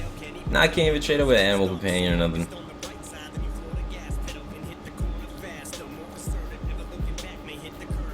Maybe I should have played Twilight Drake. Feels bad, man. What are my thoughts on Priest right now? I love Priest, man. It's hella fun. Is it good now? But is it fun? Yeah, it's really fun. I love it. If I had to grind one deck on ladder constantly, I'd probably pick Priest, just because you can do so much random shit with Priest, and you can't do that with other classes. Right to the face. Give me good.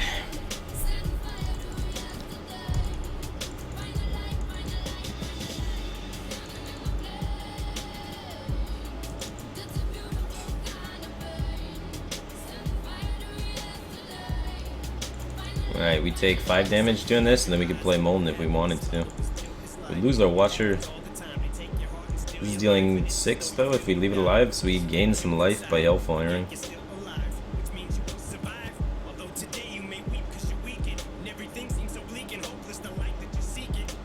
Yeah, this gains health. Seems reasonable enough. He's got explosive trap up. He's got 5 right there with the hero power.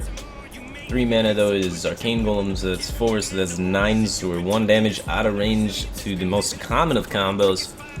So hopefully we're not dead. We got Healbot. Not Huffer. Thank you. This better not be like Freezing Trap or some weird shit.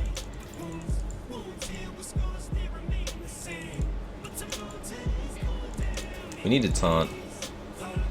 Definitely need to taunt. Why? Why you run Freezing Trap? Come on, bro. Come on. That's just rude. I don't like that at all. That is uncalled for. Now we did.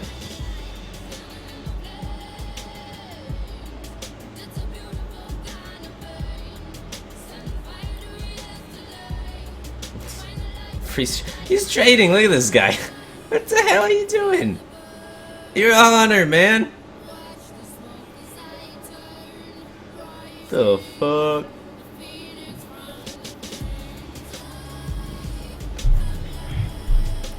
Where are my damn taunts? Like, this is some shit.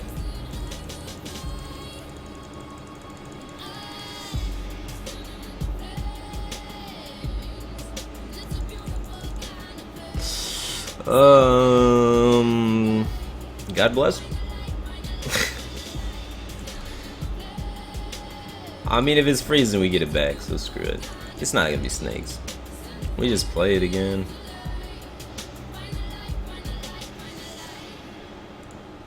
Seems reasonable. Do I want to get the void color out there for potential Mal'Ganis buffoonery? I mean, it gives me more outs going forwards. We're not killing him anytime soon. Lethal Clock's the same either way.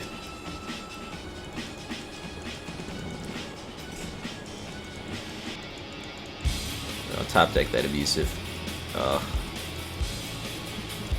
So much skill. I mean, all I needed to do is get any Taunt Giver and we win. We got 4 chilling in here in these 17 cards. I think this version cuts Belchers though, so that's pretty crap. No Belchers makes that matchup horrible. Temple Mage though, moving forward. So far Demon Handlock's 0-2. Demon Handlock's too freaking greedy for all these aggro decks, man. Demon Handlock would do a lot better on EU, I feel, than on NA, because NAs are just fucking smorkers. Where EU is like all these weird people trying to play decks that don't go face, and it's like, what are you trying to do, EU? Don't you want to win?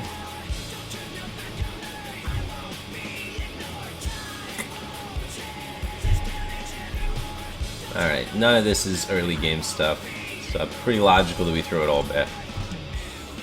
Looking for things a little bit faster, looking for Sorcerer's Apprentice, looking for Mana Worm, looking for any of the 1-mana spells, and Frostbolt and Flame Cannon. Double 7 drop, 7's the highest cost card in our deck, we got both of them, we did it. Well, we can't just develop that into that, it will die, so we might as well ping it.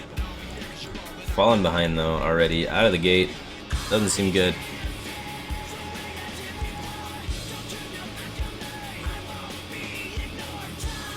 No, this trades with it evenly. This trades with it a little bit better. We give him a random spell. We do this and Frostbolt though. Seems a little stronger. Possibly be able to use a random spell at the discount next turn. Maybe we have a broader chance than if we didn't have this out here. Because we can get a 2-mana spell out this and be able to play it. Get some instant effects off it. Ouch. All we gotta do is not die before turn 7, and I think we got a shot. We gotta develop this out here, even though he's got a Mana Worm and can probably use the spell pretty effectively. Spellbender sucks. Like, it's our only minion to play, we have to play something out there to contest it, so let's just hope that the spell he gets his shit. And keep moving forward with our dreams. With these tempo-based decks, you don't really have an option, you're really just playing on curve. There's not too many decision points in these sort of decks. Just whatever can gain board presence the fastest is really the line you have to take. Like now we have some decisions, I guess, with this Flame Cannon, because we could do like some sort of Flame Cannon Spellbender sort of line. It's pretty ugly. And then we don't have anything to combo with Drake next turn. Nah, it seems bad. Seems like we just Drake. Just playing on curve. We're trying to overthink it. This 2-drop, this is basically a 2-drop because it's a 3-2, right? So we have the same amount of crap on board because he's got this, which trades with this, which then leaves a 2-drop, which trades with this. So I mean, we're keeping even on tempo with double 7-drop in our hand. So it's the goal here. We just want to be even with double 7 in our hand, so that when we get to the end game there, we can drop double 7 and win. So that's really all we're looking to try and accomplish. Okay, misses. I want to get. He has the coin still, he's been holding on to it pretty vigorously, which makes me think he might be trying to get a 7 off first. Just getting Mirror Entity down this turn seems pretty solid to just kind of cock block that 7, because he's got coin. What else can we do behind that? We could try and go for the missiles, and then if the missiles do work, get a Flame Cannon in. Do I want to make any trades before the missiles? I want to kill both 3-2s if possible. I say Flame Cannon first. See what happens. Oh, that's crazy. We take a value trade. Value trade's not very good though because he can ping. And ping, he's probably gonna ping because if he's playing a lower drop to player on Mirror Entity, he's floating things anyway. So I guess I just trade here and save the missiles because they don't really accomplish anything here. Like, I'm not that lucky.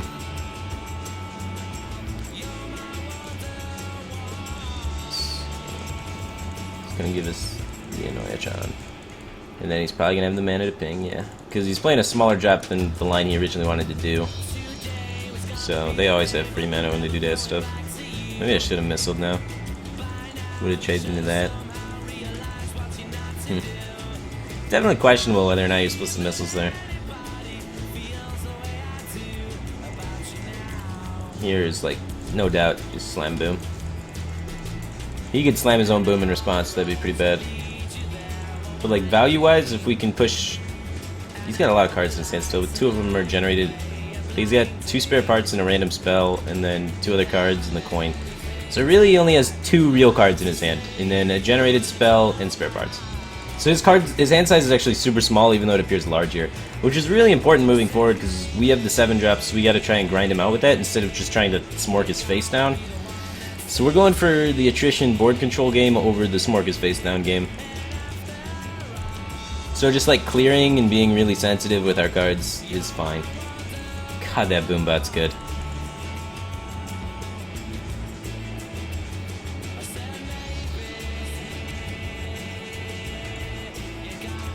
Alright, I've had enough of that.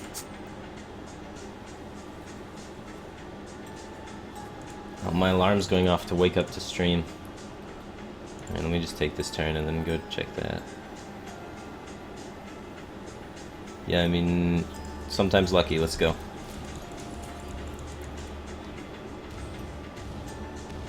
Never lucky. We got 2 fireballs. It's okay. Never even a little lucky.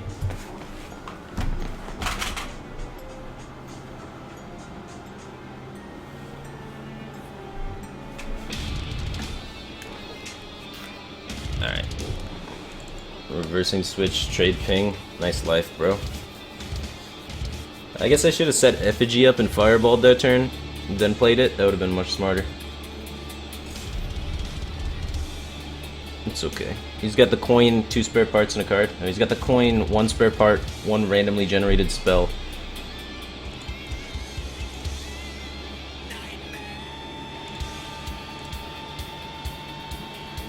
Let's go. I'm gonna hit it both. I knew it. That's why I played Mana Worm instead of Ping, because I was like, got him this time. You get screwed on RNG the first time, you get it the second time. Alright, we have another fireball. We use the generated fireball because we don't want to let him know we have 2 fireballs. Oh, that's not good. Oh shit. A little lighter than that. He's got a lot more fireballs than me, man. I tell you what. Alright, well, at least Spellbender can eat a fireball. That's pretty good.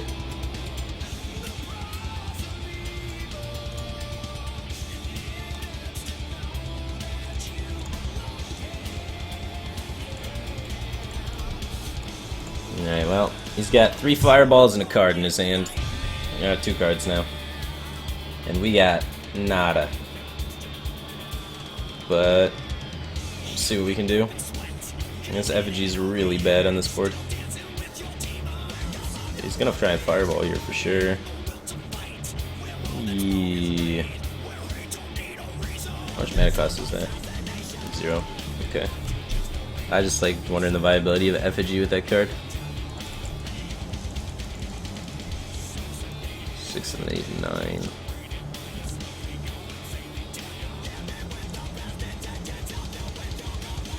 Do I play Effigy just for the buff?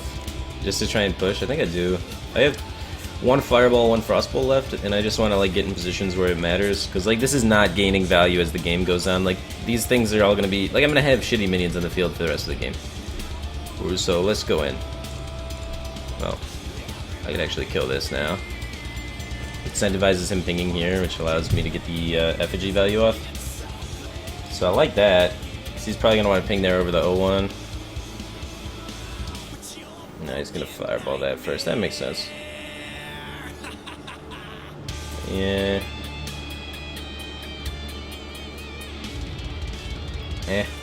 Probably should have just went face. Overthought it. Face was the place. Shredder position also wasn't in the middle, so that was pretty sloppy. A lot of little things. Like he can't beat Fairy Dragon because he's a mage.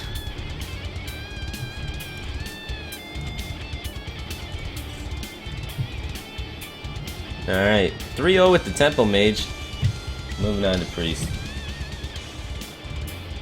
Temple Mage has been doing work, man.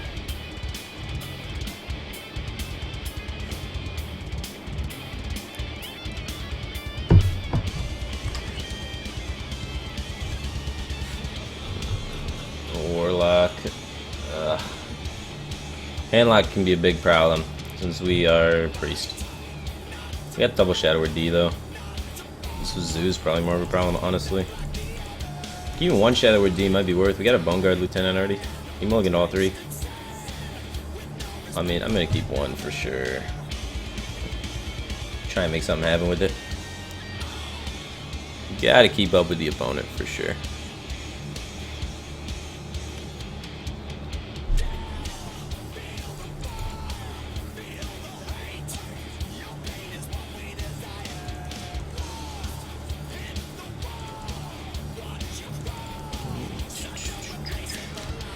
The old 3-2. Bloodfin Raptor in it up.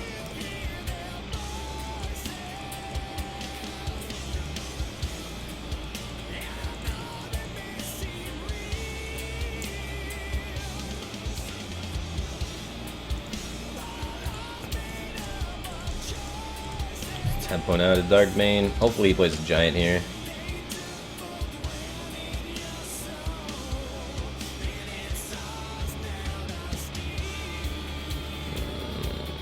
Yeah, buddy.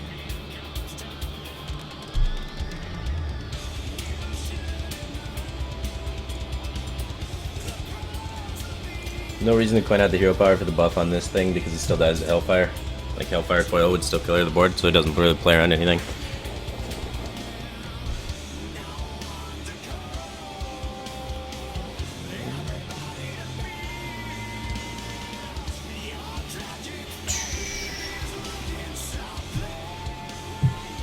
Alright, so we got the bomb.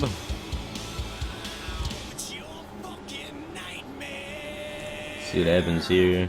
I guess I wanted to go phase. Seems legit.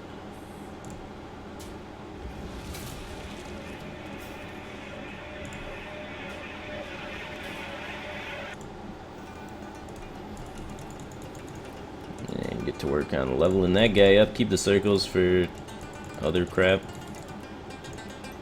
You can get some crazy bursts like Holy Champion and stuff.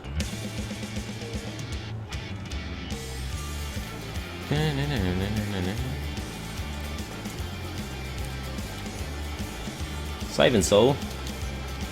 Or is that an owl? That's an owl. Owl into what? Is he taunt up? What was he? I'm playing Priest.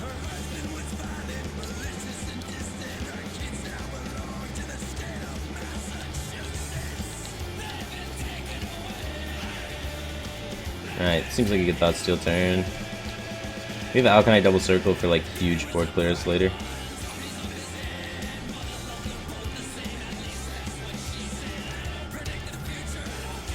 Just build our board up. We're training our young little Bone Guard Lieutenant. It's growing up nice and strong.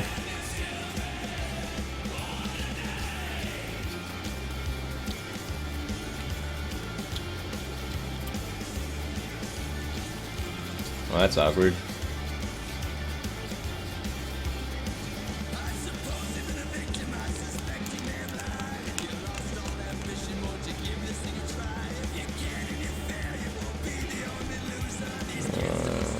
I guess we don't have to do anything yet.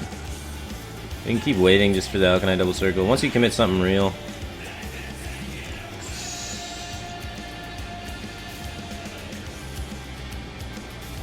I mean, I could just like double trade and then like play this guy, heal myself, just so I don't have to deal with Sylvanas that way.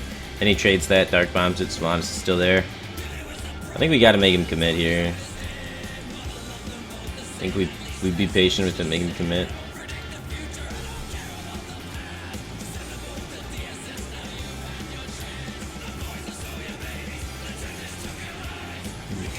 Okay, clear my minions. Is he going to commit? I just commit a Twilight Drake or something. Make me feel good about this. We're priests, so we got plenty of time to sit around doing nothing. We're real good at that.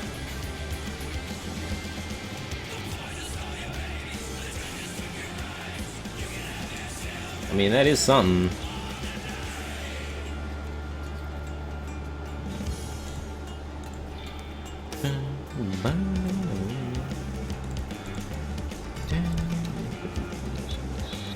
We still got 9. We're at 30, and we heal for 4 now, so no reason to blow the board up yet. We got plenty of time to live.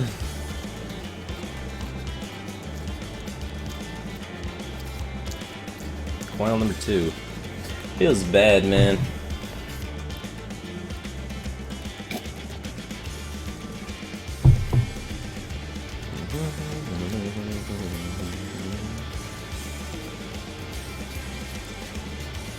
Zombie Chow. That's more heal on the board for us, so we can sit around doing nothing even longer. Even longer.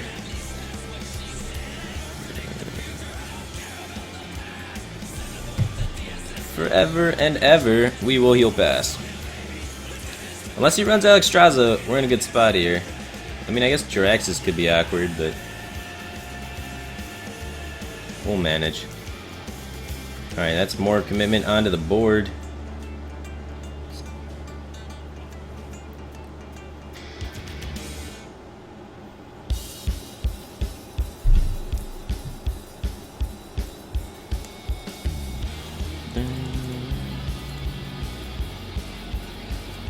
I mean, I guess I get this guy out there. Sure. Biding time.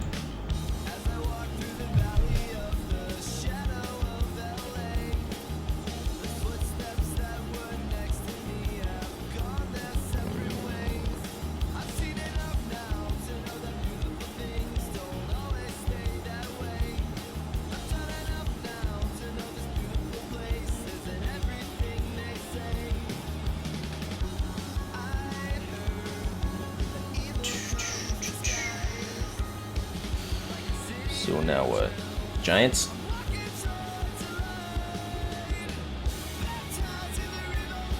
Feed me the giant.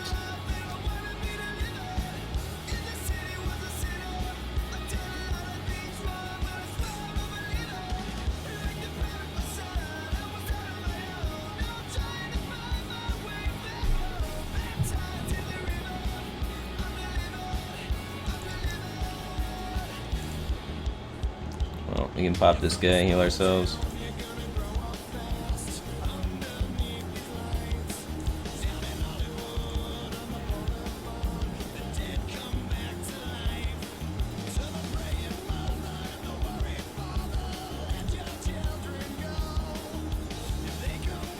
The old coin.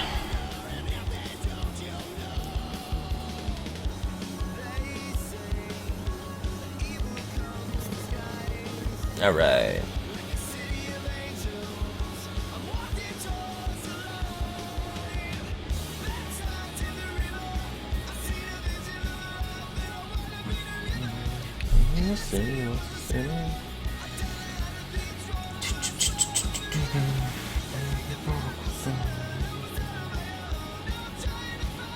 So, how do I want to do this?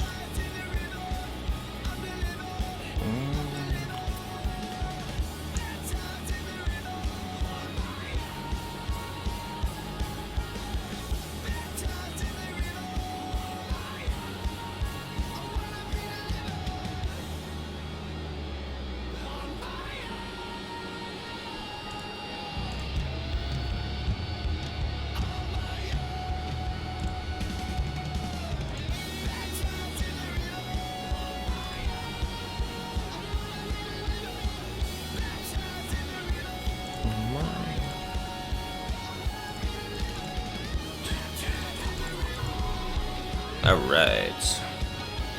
No big game hunter, please. Please, no big game hunter.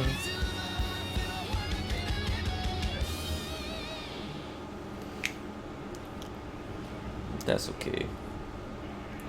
That's not okay. Some evil shit there, man.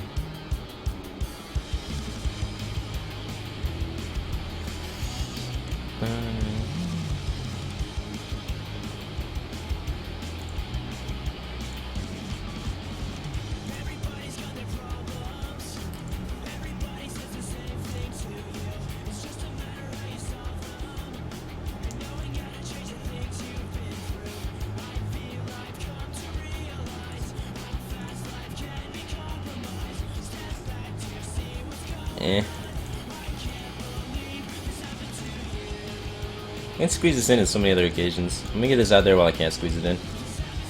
It's also very threatening if I draw Holy Nova. So damaged my own watchers, so now I can get the super buff on this thing. Giant OTK.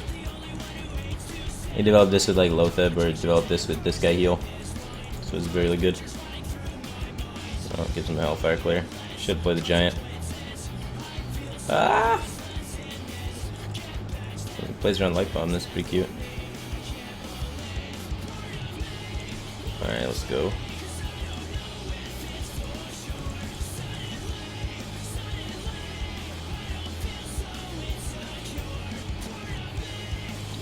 Get a taunt.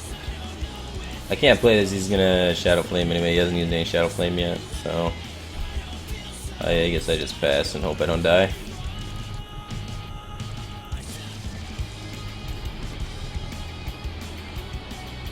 We have a Light Bomb in here, and another Death, and some card draw to try and make it, but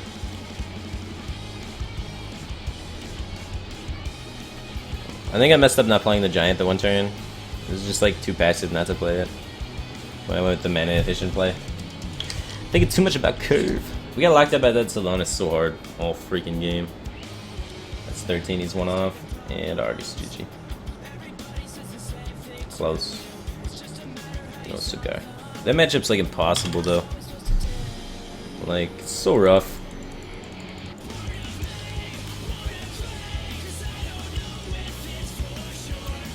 Handlock versus Priest, bro. What are you gonna do? Alright, queuing up Shaman, be right back.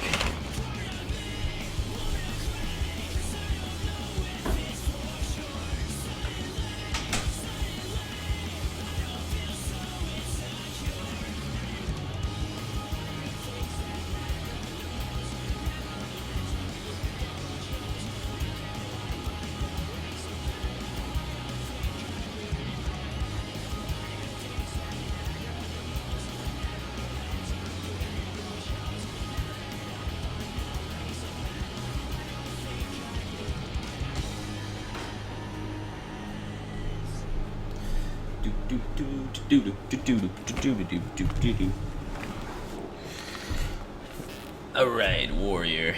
Gross, probably Patron. Lotheb is disgusting against Patron, but I want to hit some early game with it. So I'm just going to keep Lotheb and look for 1s and 2s, but I'm still keeping Lotheb just because this is the absolute stone cold nuts against Patron. It's pretty much like Harrison Jones, completely stops him from doing stuff, so if you can set up a good Lotheb timing, you can usually get a pretty sweet edge against Patron. So that's what I'm going to look to do for the entirety of this game, is just try and figure out where I can squeeze this Lotheb in to be the most effective and abuse him. All I want to do. The dog's here. I snuck the dog inside. She's laying in the bed. She's asleep though. Every time I bring her inside, she just kind of like passes out and goes to sleep. As I sneak her inside, she doesn't like sleeping outside. It's uncomfortable.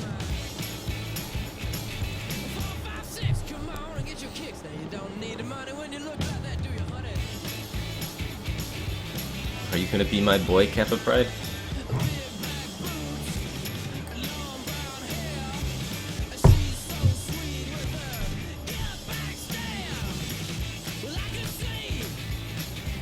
Tempo Flame Tongue? No. Taunt Totem? No. Elbow.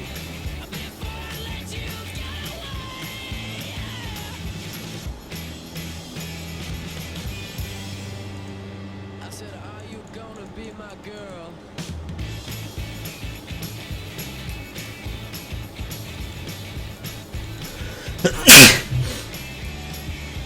Excuse me. Well, that sucks. Good old Shaman.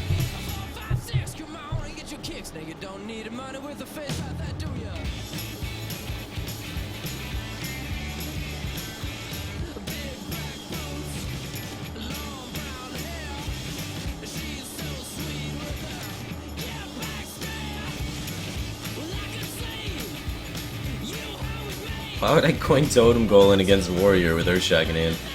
Am I gonna Earthshock his Leper Gnome? Like, what is going on? He's not Face Warrior, man. No one plays that.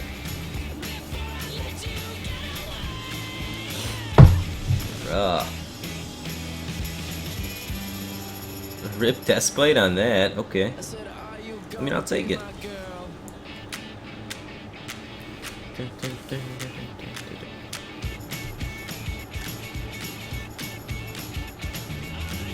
Deathspike gone.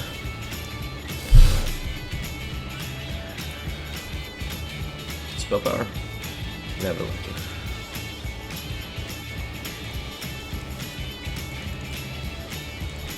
Just a lot of totem passing and a lot of dreams is what we got here.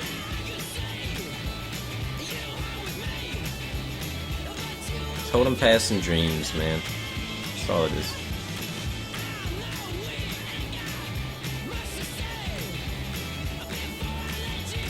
Well, I guess we're never killing him.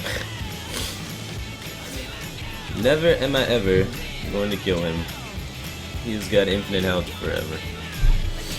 We just gotta like use his ass flame tongues and stuff.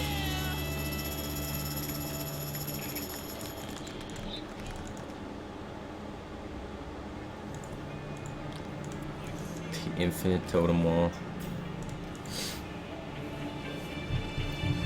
Oh, missed your sub. Arab Sack, thanks for subscribing, dude. I really appreciate it. I missed a bunch of subs actually because we're at 107 somehow. Alright, see you, Mel. Take care. Have a good night. People are subbing while I was in the toilet. God bless you all that subbed. You guys are awesome. I appreciate it. Welcome to the Batcave team. Thanks, Sub Hype. I appreciate your support. Thanks so much, guys.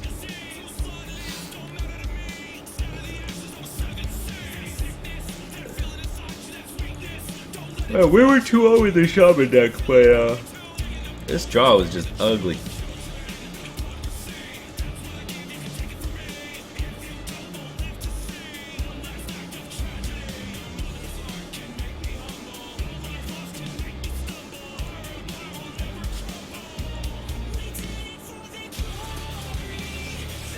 Like, this is just gross.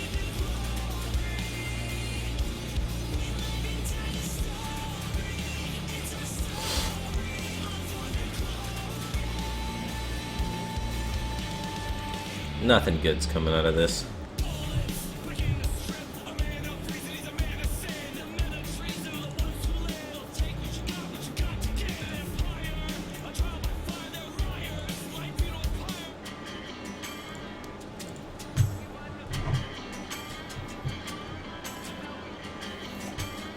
You missed Starlighter today? Yeah, I won, man. Don't worry, man. I got you. Easy wins. Nah, they weren't easy wins. Probably should have lost, but my opponents both misplayed. Feels good, man. And I just didn't, so... Like, I didn't make any obvious misplays, and my opponents made obvious misplays, so I won. So it didn't feel very accomplished to win that, but, like... I mean, a win's a win. I'll take it, right? If other people make mistakes, might as well profit off it.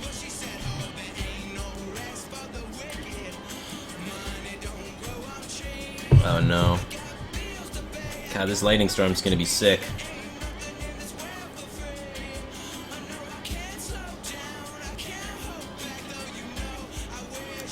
Do we see the lightning storm? Drake into dun dun. God damn it.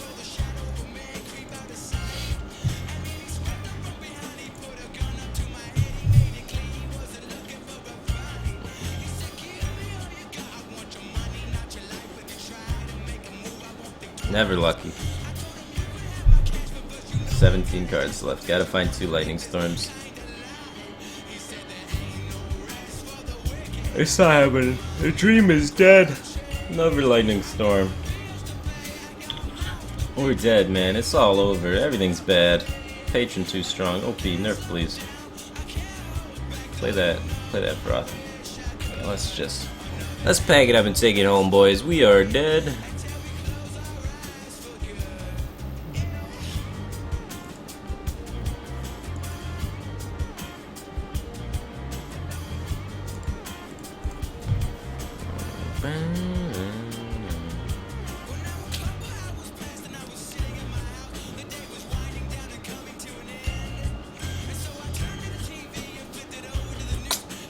At least you don't have to play Shaman again for a little few games. Oil Rogue against Paladin. I seem to think this is a good matchup most of the time, but sometimes they can have Mysterious Challenger and a Boom, and Rogue can struggle a bit with dealing with those cards. But as long as they hit those not perfectly on curve, you usually do pretty well. None of these cards are good though. On coin, you're a lot more exceptional because you can just clear a lot faster, be a lot more efficient with dealing with minions.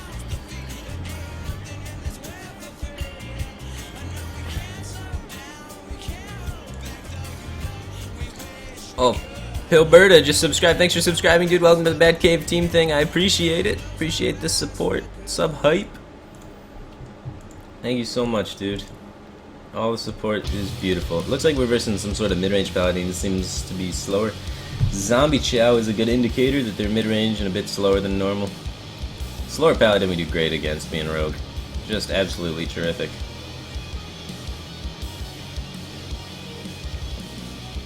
So we have SI next turn, and then he coin True Silver kills it. Or we have like what? Like we get Deadly. Nah, we could go here and then Dagger Deadly, and then like that's still bad. So that still makes a 4/4, which dies to True Silver. So either way, he's coining True Silver or coining Muster for battle, and just dealing with this. He's got 2 cards, so he's got like keep card, mulligan card, keep card, and one of those is True Silver for sure. He's gonna coin True Silver this. True Silver by far the best card against Rogue and what they're really looking for out of the early game. There's not much we can do about it for the most part if we don't have like Violet Teachers or things with 5 toughness, which is just Violet Teachers basically. We just kind of have to get 2 minions eaten by it and try and set up situations where you don't lose too much tempo while doing it. But if he doesn't have it, it's really good to have this on the field. And he's gonna muster here. That's okay. So that's an indicator that maybe he doesn't have it. Do I want to play the backstab just to make my Edwin a 4/4? Seems reasonable. Alternatively, what can I do? Like just re-dagger and then try and go Ezra Drake in the backstab. You can coin Quartermaster. He still has both of these kept cards, which lowers the chance of one of them being Quartermaster, because you're gonna keep Muster with Quartermaster, right? So unless he drew into another Muster, but that's also like unlikely. If we're just playing the stats game and not playing some sort of mind-ready mental game, statistics-wise, it's not Muster Quartermaster because he drew another Muster. So it seems unlikely. So I think we could possibly just dagger up and go for the Drake here on the following turn. So I'm gonna do that. I'm gonna play the slow game, be a little more patient with it. I don't think he's got coin Muster, but even if he does, the backstab still takes out one, just as though it would have if we backstabbed this turn with Edwin. But that's the mulligan card. Okay, the mulligan card was... Yeah, no, it's not even a Quartermaster, it's a Tuskar Jouster. We tied with 1 maps. Feels bad for him. He's probably expecting to win that.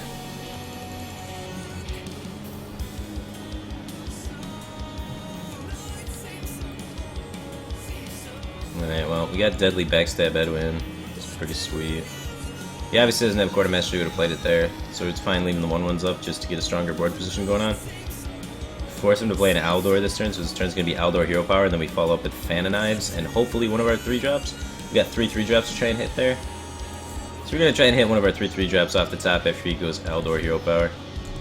Doesn't have Aldor Hero Power, he's in a world of hurt, because that 6/6 is going to punch him. But we'll see. He's probably going to Aldor Hero Power. We're probably going to Fan, have 2 draws to try and hit one of our 3 3-drops. No, he's going to play a True Silver that he had recently drawn. Drawn that on turn 4. And trade. Which is really good for us, because now we have initiative on the board. And we still get to keep this dagger up without having to like throw it into 1/1s and stuff. So we're going to play Lothar, but doesn't die to True Silver, while his Drake dies to True Silver. It just makes sense. Don't play something that dies.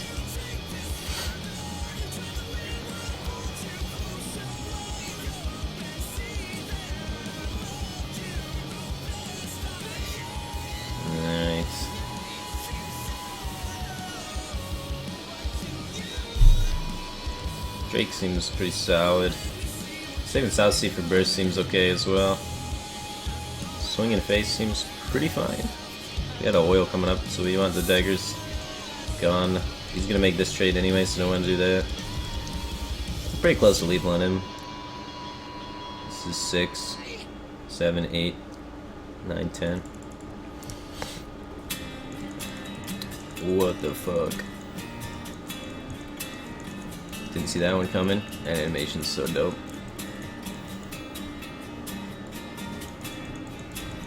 Still.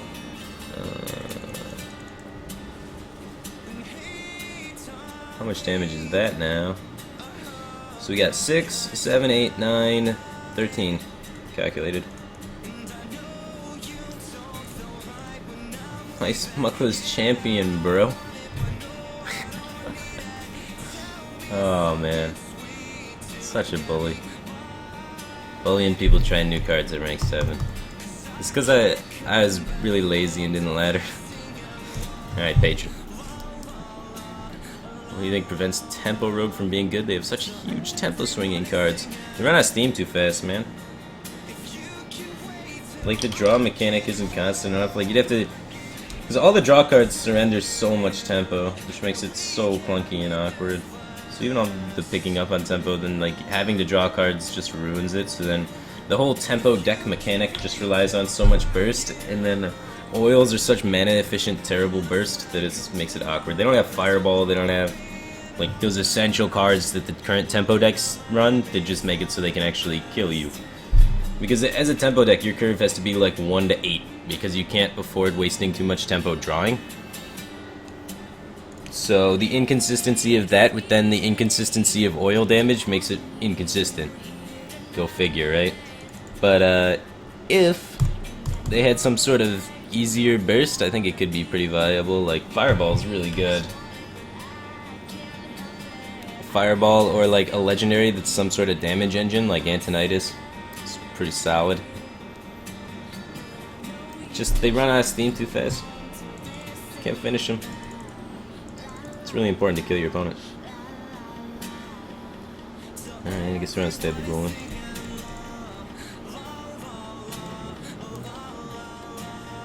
Play Ragnaros again? I mean, Ragnaros sucks, but sure.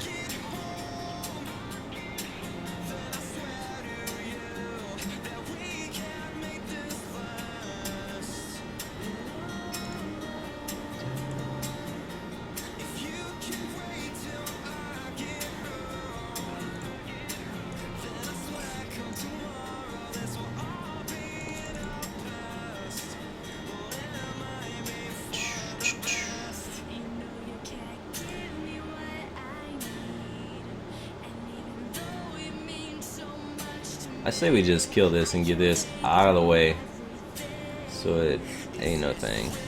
We got a Whirlwind to deal with Muster anyway if he tries to do something sneaky. Why does Rag suck? Because it's a 8 mana card that only has a chance to have an effect on the board or deal the damage necessary. Only works if you're ahead.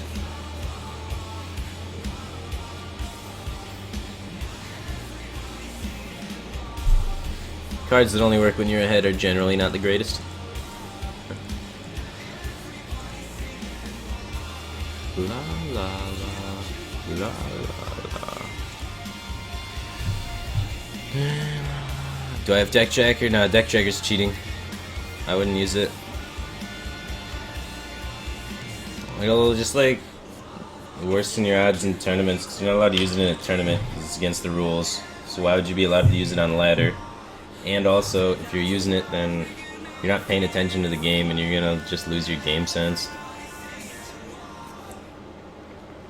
And game sense is important. It's important to be able to know every single card in your opponent's hand.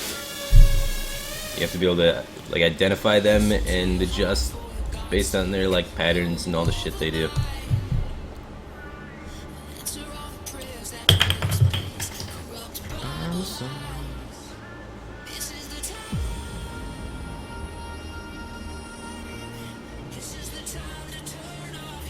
How's it different than a pen and paper? Because you don't actually have to have a pen out and take your eyes off the screen and then look at a piece of paper and write shit down and take up turn time, focus time. There's so many disadvantages to a pen and paper.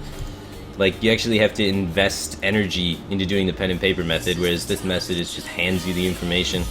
So obviously you can use the information better because you have more time to interact with that information and do things with it. It's way too automatic, and if you pull out a pen and paper, I mean, you're eating into your turn time, you're spending focus, you're doing human things. It's just the same thing as why can't you have some sort of macro program in StarCraft, for example, that just does all the APM actions for you? Because then you can focus on other things instead of focusing on the actual macro mechanics. That's how it's different.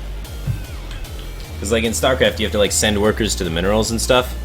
So if you just have something that automatically sends us to the minerals, that's the same thing as having automatically record all your cards and do things. So it's just like takes away from the game and the experience.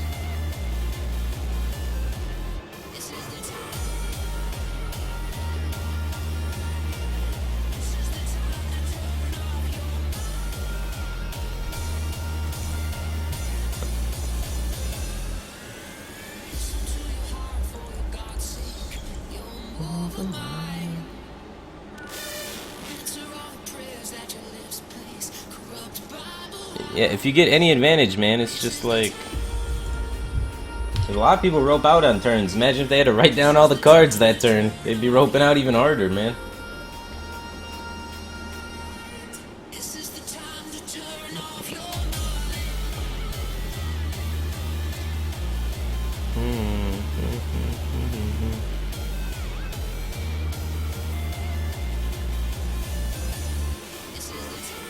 Yeah, well, tournaments don't allow it yet. Maybe they will in the future, but at the moment they don't. I mean, I got nothing against people that use it. That's fine. But in my personal eyes, I would consider myself kind of a cheater.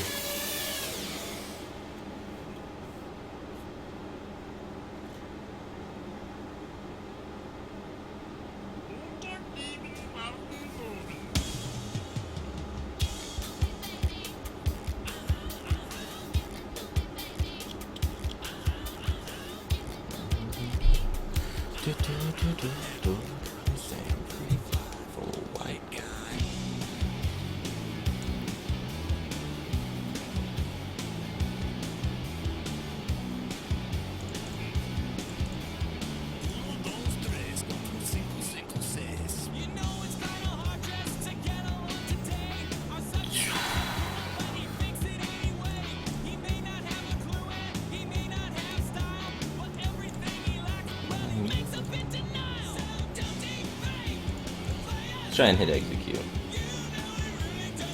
Got 2 in here.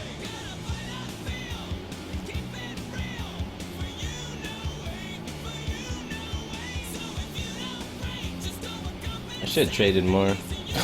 Totally forgot I could have just traded there. I don't know, I'm triggered now. I'm triggered. Could have had 2 more options. Could have lived, man. I'm on life tilt.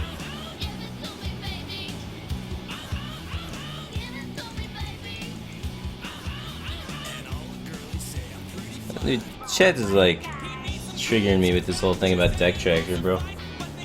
It's a program that gives you a competitive advantage. Like, what the hell is the definition of cheating?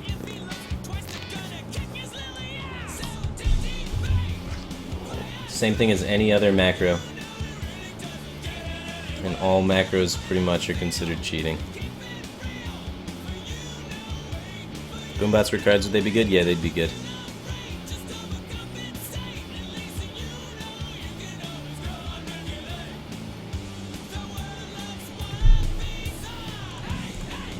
Maybe I even keep Shredder. This hand seems pretty solid. Probably didn't throw the secret though. Like, just this threat of the secret keeper is probably strong enough, and then if I hit a secret, sure. Do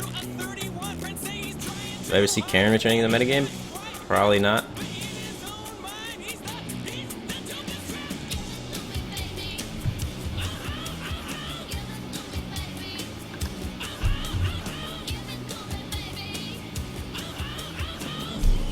I guess he didn't see the threat in the card. Feels bad, man. Alright. Well, this sets up the trade with it better than Haunted Creeper does, so I'm gonna play that.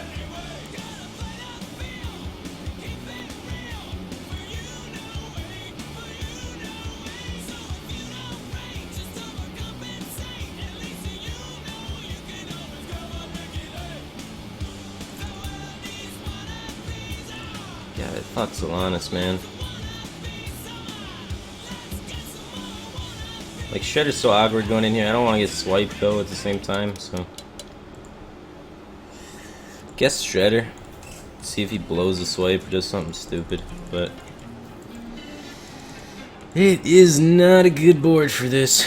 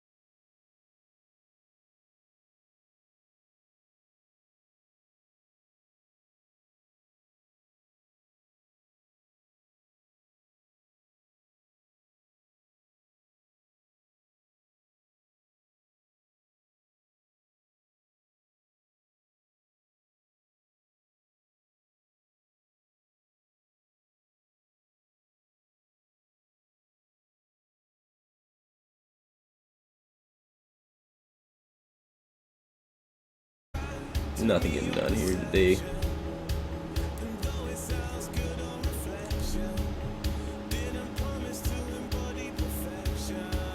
Solid. On the Youst. Now we get more high mains. So many unnecessary high main in hand. It's never even gonna be played too, man. Never even gonna be played, man.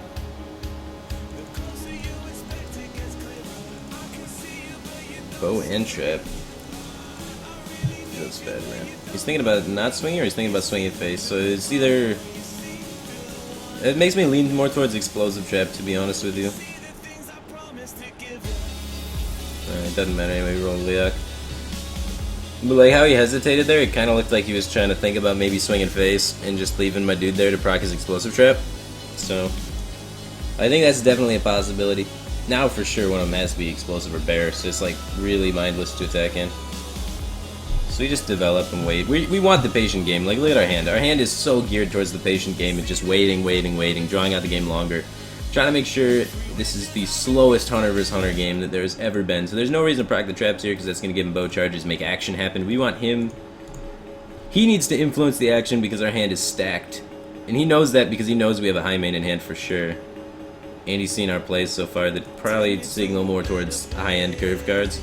Well, he's mid-range hunter as well. Mid-range mech hunter. Okay. Okay. He's running out of cards already. Alright, I don't want to even attack there because snakes. Yeah. So I think it's more of just like Tiger Pass.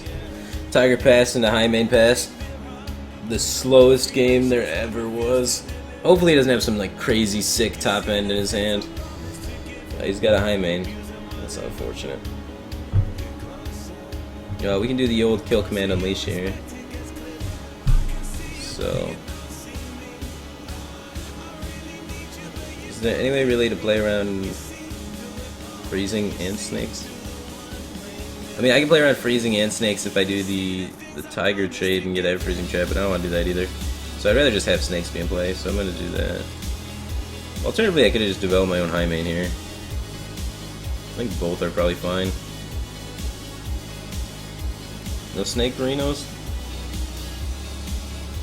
Yeah, so the first trap was the explosive, like I was saying. We saw in this bow hesitation that it was explosive.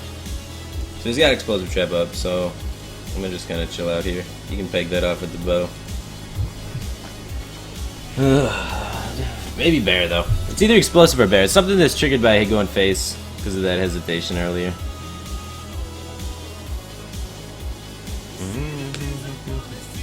Yeah, use up that bow charge.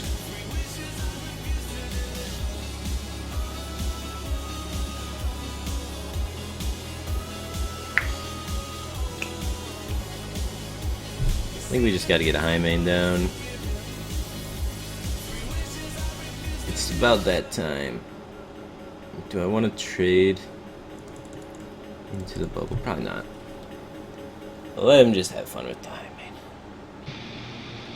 Yeah, it's so much value, so little time though, because their clock is bringing on the heat. He's already showing 6, 8, 9. 9 on board already. So our effective life total is a lot lower than it actually is at the moment.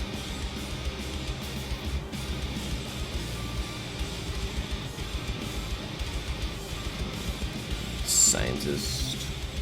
He's played 2 traps. He's probably running 2 freeze, 1 explosive. That's fine, but why did he do that after the juggles? It doesn't make any sense. I guess he just didn't want it to get popped. Huh. Weird. So he doesn't have Unleash in his hand, that's for sure.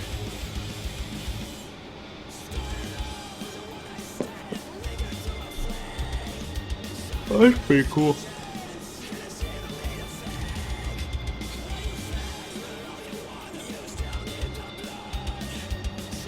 Do I develop another high main here? Can we kill him soon? This can't go face, so not for a bit. It is explosive, that's what he's trying to pull here. He didn't want to take a lot of face damage, I guess. It's gotta be explosive. It's the only thing that logically makes sense.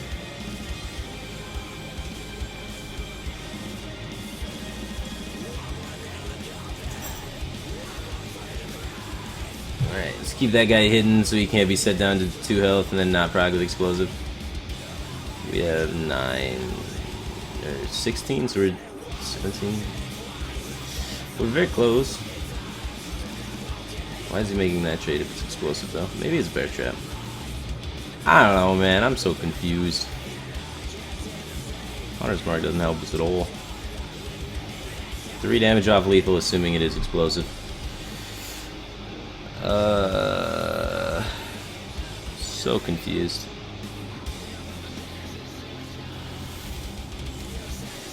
So.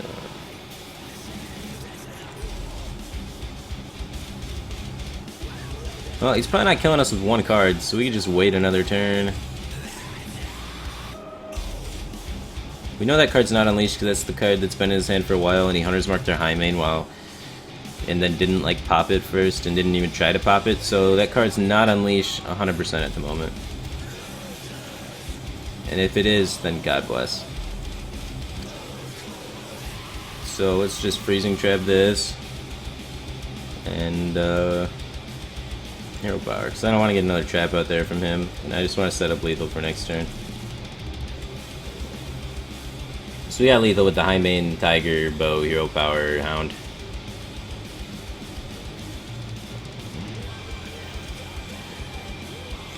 So we don't even need the shredder to live.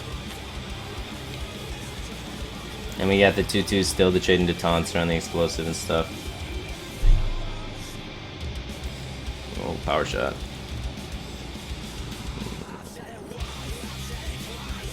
The KC though.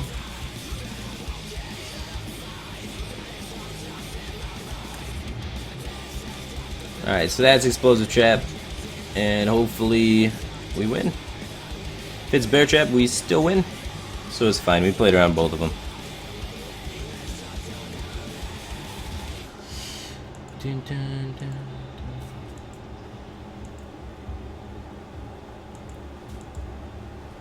Oh shit, he set us to 2 though. How do you... No, we don't win now. God damn it. Explosive trap OP. Watch, it's gonna be bear. And I just like fucked up there. God damn it. God. I'm an idiot, man. Fucking... I thought it was explosive 100%. And it was bear. Misplays are real. Oh, rewarded. It doesn't even matter. We're a Hearthstone champion.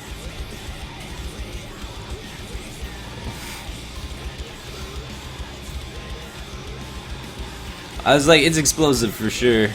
Well, we played around explosive going for the heal off of this thing is what I did. So if I get the heal off the shredder, I can still beat explosive, and I thought it was explosive. That was the read I got.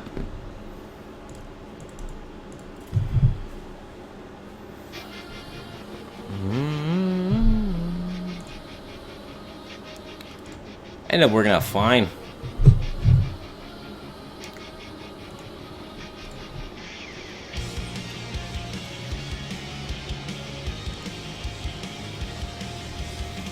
Judemere.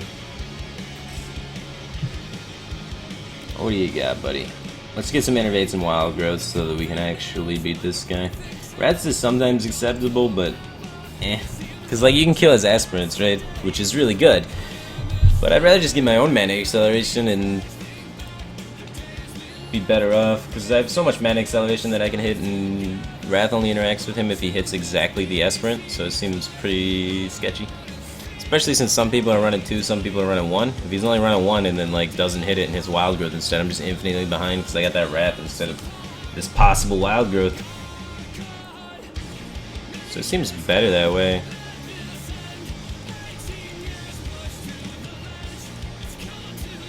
Alright.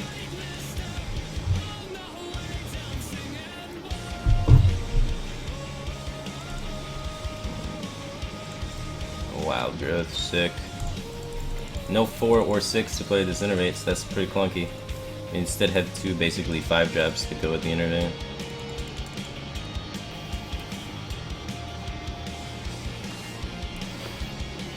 He has coin though, and he hero powered, so this messes up his coin shredder turn if we innervate out the Lotheb, so I think I'm gonna do it. The hero power passed there and didn't ramp, so he's probably looking to try and coin Shredder. He kept one card and he hasn't played it yet, which often means it's a Shredder, because if it was Shade, he probably would have coined out the Shade. So yeah, now he's forced to hero power instead of coin Shredder. So that Lotheb doing work. Messing up the curve. Now that Shredder's probably going to be pretty hard to get out of his hand. Alright, we got the S-Sprint, which ramps us up into the lore now, so if he doesn't deal with that, he's pretty screwed. And it's hopefully hard for him to deal with it, because we know he doesn't have a Shade, so he can't go Shade, coin Wrath, so if he's Wrathing, that's his entire turn again, and that's the same thing as ramping us as a turn, because he's just denying him a turn. And if he doesn't take a turn, then it's basically the same thing. Alright, instead it was Innervate Emperor, which we cock-blocked with the, we cock-blocked the coin Innervate Emperor with Lotheb. I mean, with Lotheb you're always cock-blocking something, so that's pretty sweet. So I like Lore Trade to set up for Swipe Shredder next turn. Seems strong. We missed 5 damage this way, but it just sets up for the next turns better.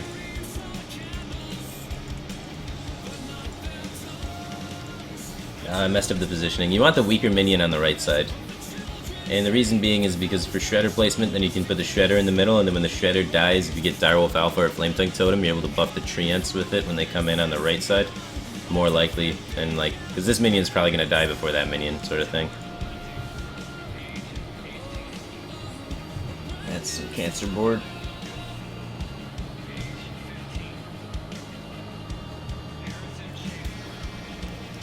So, what do we want to do here with this? I mean, we can give him the S-Print after doing this trade, because it's going to take away a Mana Crystal from him. So we just get the perma ramp going on now. That's pretty sweet. Thanks for that. So we're just ahead of Mana Crystal now. That's pretty cool. And we can hero power one down, or just swipe his face. Let's just swipe his face. Assert dominance. So I'm just Dr. Booming next turn, regardless of what he does. He's rocking old 5 mana now. What is that play, man? Why would you give yourself negative mana? It doesn't make any sense. I don't get it. Alright. We have Force into Shade is pretty good. Force into Roar isn't bad. Just play Boom though. Just play Boom. Go power pass, then combo him next turn.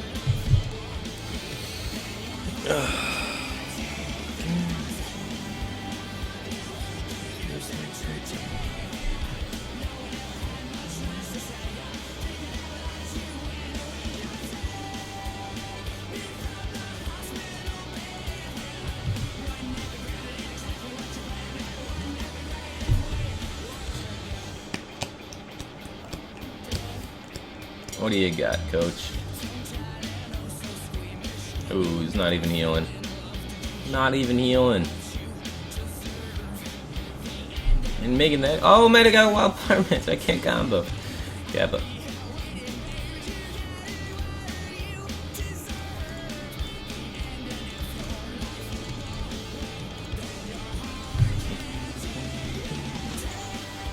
Yeah, I think he lost the game when he decided to give himself -1 mana crystals on board. Didn't seem like the strongest alliance. That's so tricky though with those S-Prints though. It's really hard to pay attention with those. I've probably made that mistake a few times by now. Like, you always forget. I hate when you get them off Shredders too, man. When you get them off Shredders is the worst. It's like, you get a 2-3 and it just gives you -1 mana. It's so horrible. Sometimes it's like game-breakingly bad for you too. It's awful. Steve, I'm not sleeping with your girlfriend.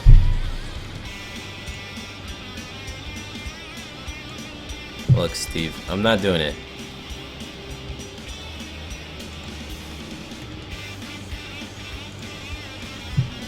Man, Steve is weird, bro. Dark Bomb seems okay because they play Darnassus Aspirin, and it also pops the first layer of Shredder, which seems pretty solid.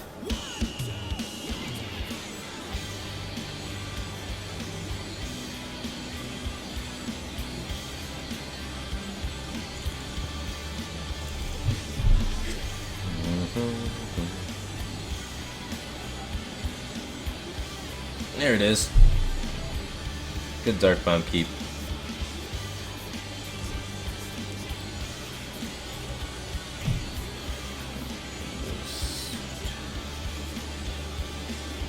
He's got one other card in his hand that he kept. The fuck?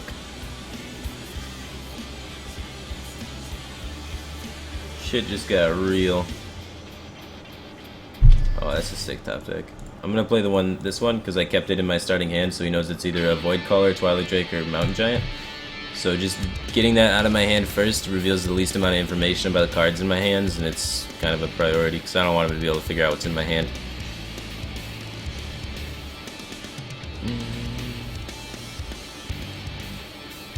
Okay.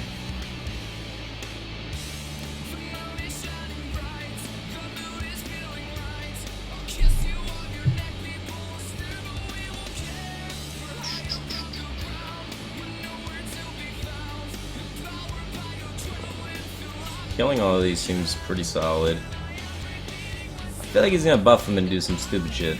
So let's just like not let that happen. Oh yeah, I don't know, it seems good. It maybe not be the best value we could get out of that card, but like it's gonna definitely slow him down a lot, allow us to get some taps in here and there.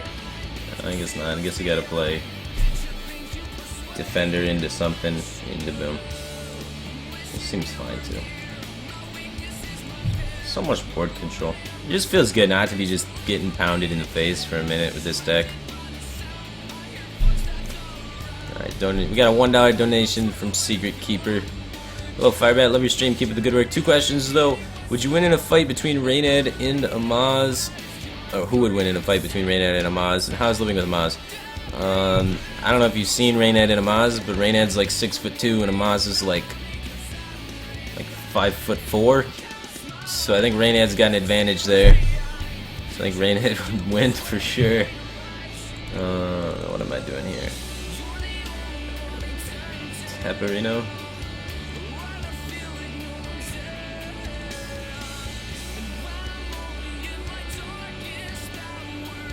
Don't want to get all my dudes hero powered to death. Also, but at the same time, it's like such a weak owl. Whatever. Do I want to just extend as much as possible before... Like, extending the Sun Fury is really aggressive, but at the same time, like, with leading into Boom next turn could be solid. I think I'm gonna do it. Sets up on board to be able to kill this guy. So after we play Boom, we can make that happen, and then Boom can possibly carry me the rest of the game if he doesn't have BGH. And he's playing some weird aggro druid, so he's likely not to have BGH in the deck at all. Ooh, he gets the first Boom, though. That's not good. The Innervate hero power, no. It's okay, we have BGH.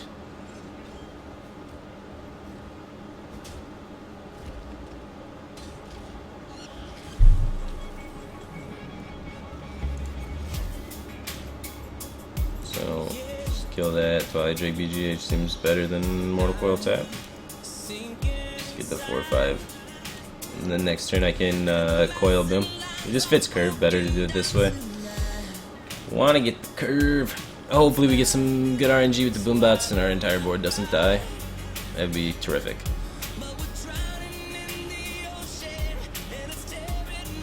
Oh, it feels bad, man. Keeper the Grove every time.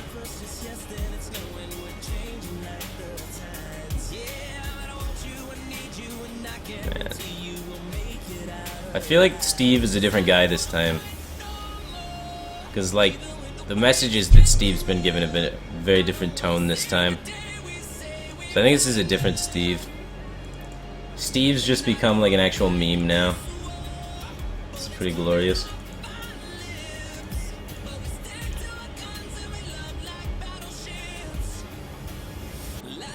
I don't want to coil that. I want to Defender of Argus 2 things next turn. Get some taunts set up for Jiraxis so I can make a transition without dying to combo. He has used one Innervate though, so like if I can get completely clear board, I could maybe make a transition without setting it up. Just kind of risky, and then after the fact though, then I can Argus. Depends how it goes. We still got 2 heal bots left and 1 Sun Fury Protector. No Belchers because we don't run them in the deck, but sufficient tauntage probably. He's going face. He's getting aggressive with it.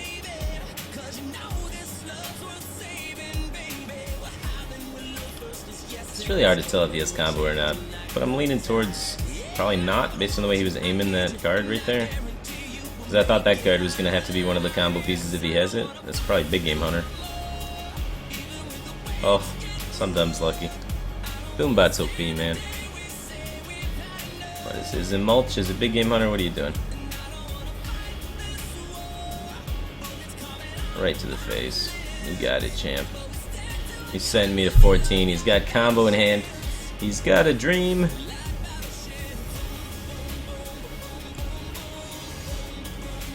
Boom, boom, boom. I think it's good to just YOLO Rex this here. The problem is he can combo me down to 1. And we have 2 draws because we have the Mortal Coil on here. And the regular draw to try and find Healbot to live. Or we taunt up and hope he doesn't have swipe. But he's got both swipes, still 1 keeper that can ping us over taunt. Possibly even a second living root. So he's got some reach over the top.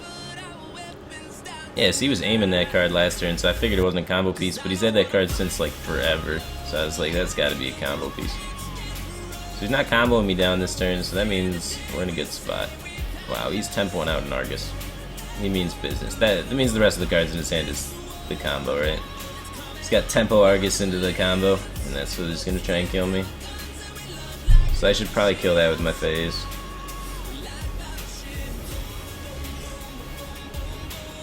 I'm gonna just play everything besides Mountain Giant, pretty much.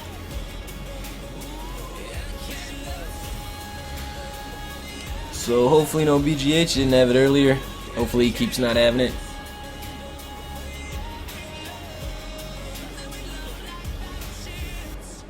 So he's probably gonna have to use the combo up here. He can push 4 with it. It's not that much. Yeah, here it comes. That's a different force though, so he's probably got another force in his hand. Yeah, that last card in his hand is force, so if we don't find a taunt, we're dead. He's gonna push 4, and then he's got hero power force next turn to kill me. God damn it. Fucking Druid, bro. Oh, he's thinking about trading. Alright, that means it's not force, otherwise he would have set up lethal.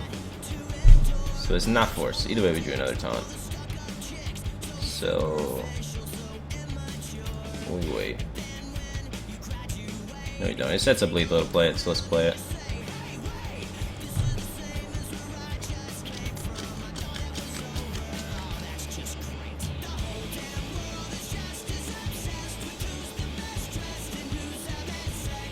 What the hell is that card? He's had that since the beginning of the game. Like, what the hell? Another Argus, maybe? That might make sense. Or maybe a Power of the Wild, because we kind of cock-blocked his Power of the Wild turn. So it might be Power of the Wild. So if it's Power of the Wild, that would make sense. Got him. That matchup's usually pretty dog shit. Made it happen, though. Alright, Tempo Mage.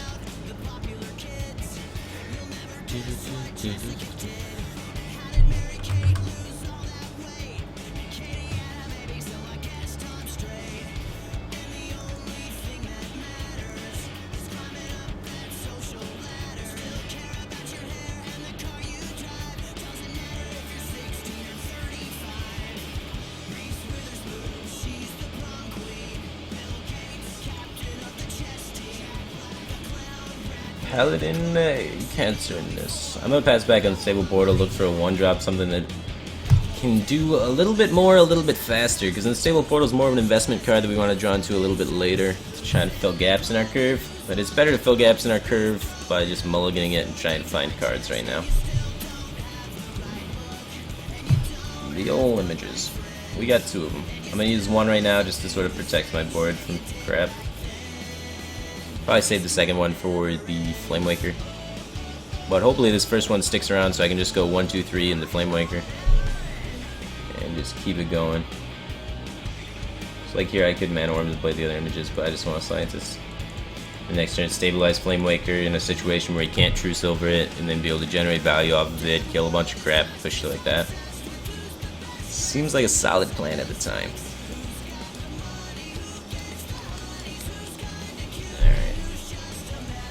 Well, here comes Flame Waker. Let's try and get a secret out off this Noble Sacrifice. I don't want him to get like Avenge and stuff and like start accumulating secrets.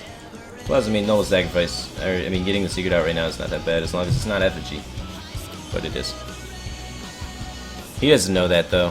He might try and, like, might have Shredder in his hand. He might be wanting to coin Shredder and now he's unable to. So he's testing for Counter Spell first, and then testing for Mirror Entity, and now he's confused.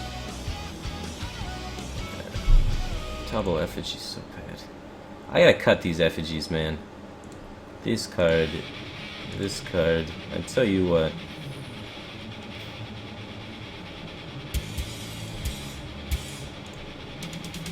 Well, is it Avenge or Redemption? Either way, it's kind of gross for us. I guess we just ping this and move on with our life.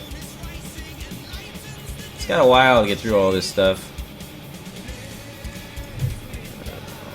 No Consecrate, please. As long as it doesn't have Consecrate, we're fine. Sweet. Yeah, we did prevent that Shredder from coming out, I feel. So that's pretty good. Oh, sweet, it came back to life.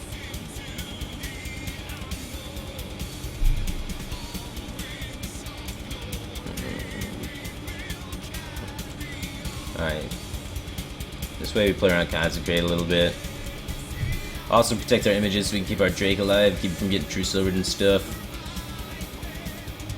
But 2 images and effigies in the same deck is just terrible deck building. The clown that made this deck, Kappa.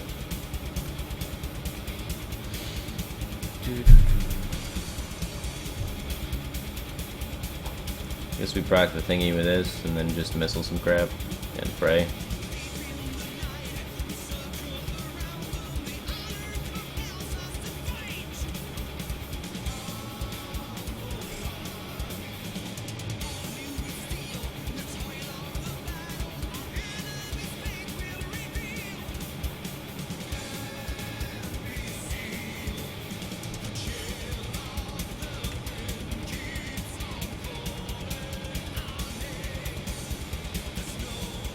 Kind of want to save the missiles for this.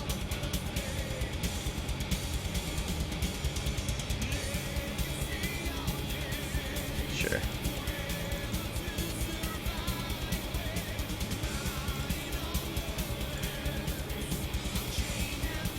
Guess we'll ping that. Oh, he hasn't had Consecrate yet. So we're just gonna hope he never draws it ever for the rest of the game. And that's how we'll win. His effigy value has been sick. Every game. Just lots of target dummies. 3-mana target dummy, OP. Infinite Taunt Wall. That's what you need. Please don't be another Repentance.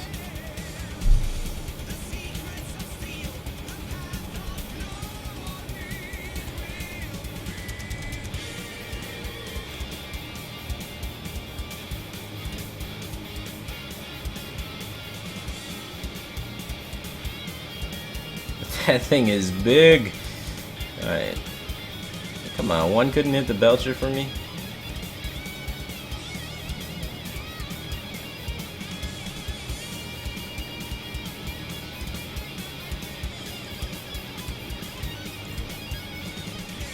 I guess we're trying to protect Tony.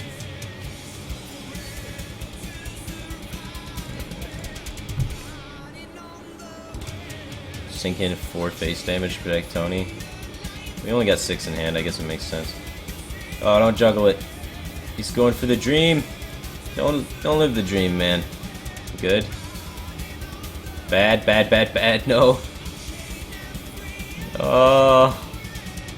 He lived the dream.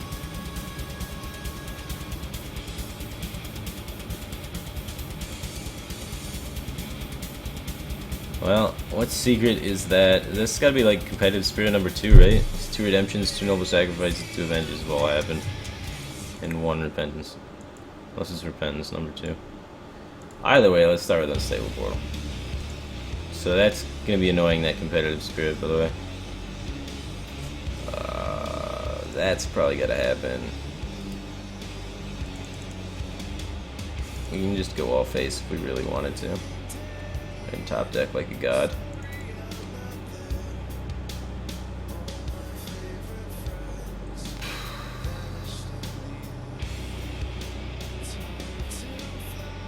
I don't know which way is better.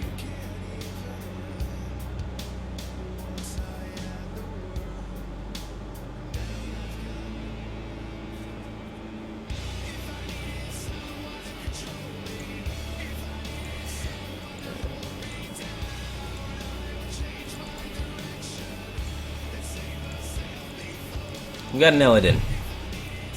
We can beat the value game. It wasn't competitive spirit. I don't know what that secret is. Oh, that means it's repentance. He's running 2 repentances? God, man. Now my Illidan's gonna get repentance. I need another minion. It's kinda awkward because like then I miss a 2-1 flamey dude. Why don't we run Flame Strike? That would be sweet.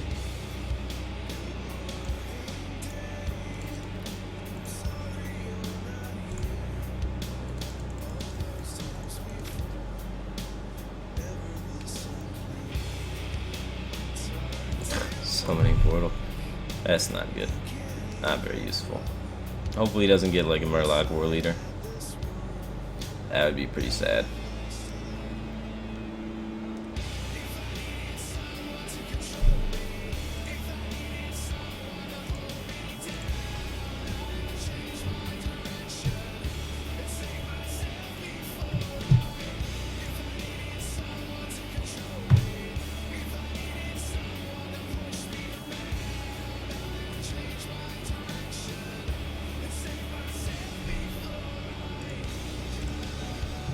Okay, well that kills Murloc Knight, so that's pretty sweet.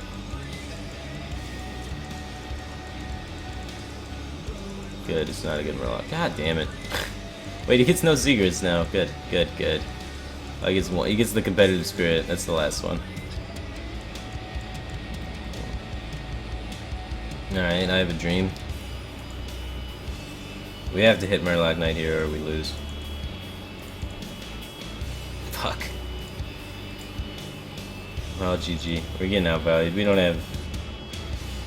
We can't keep up with that. Too much engine.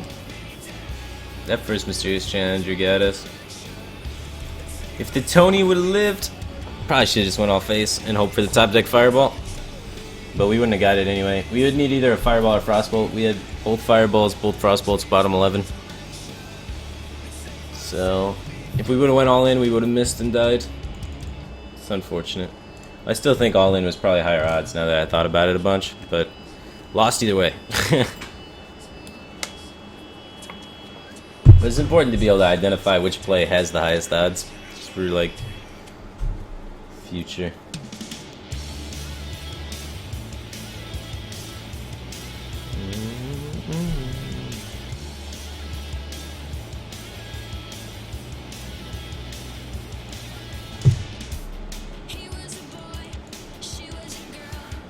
Warlock. Every time I play Priest, man, it's always against Warlock. And they always mulligan everything. God damn it. Henlock OP, man.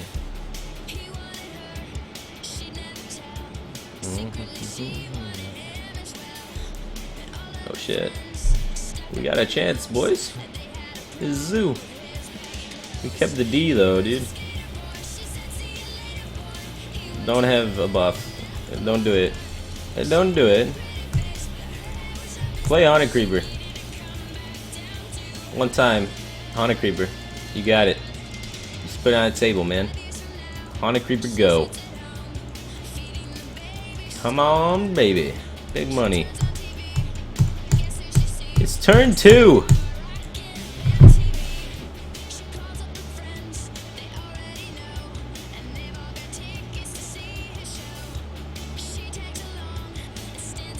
How many 2-drops could you possibly have in here? You can only have 4.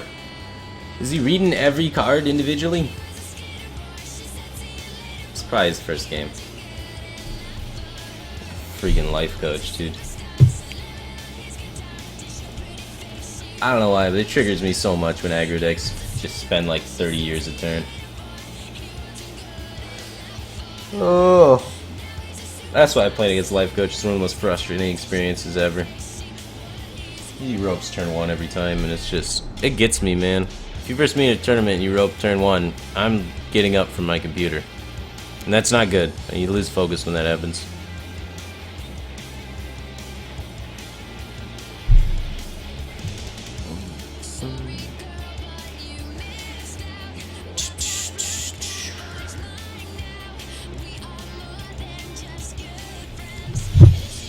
Bone guard for life.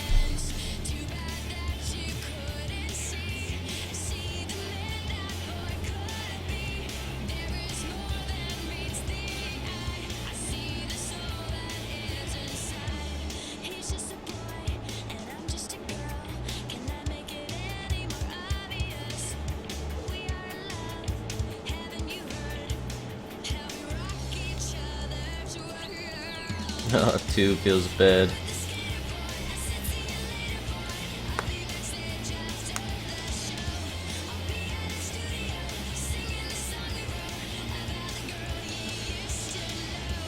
I mean, I guess we just thought steal, let him commit. Ooh, that's some high value thought steal. I like that. That's some good stuff, man.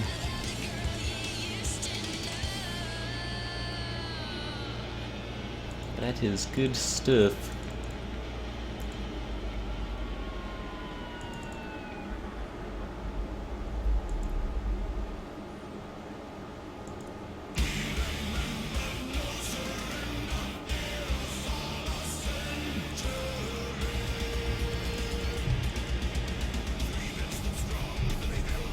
The fuck?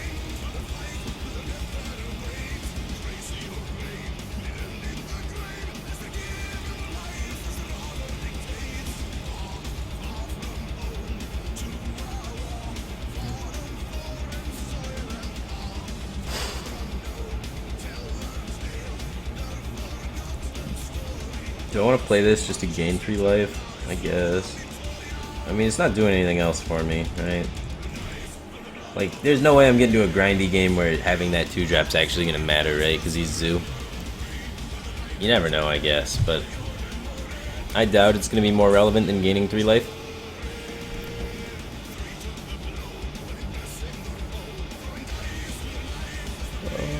Because I'm probably gonna end up slow rolling this circle and just playing Yestakar.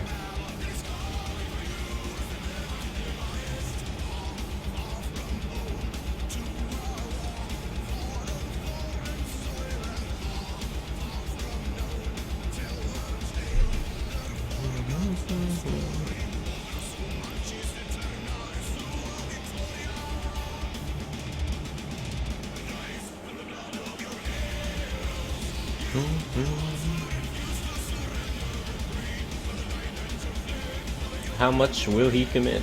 Oh baby, that's a high value card. Alright, now we can kill everything. Thank you very much.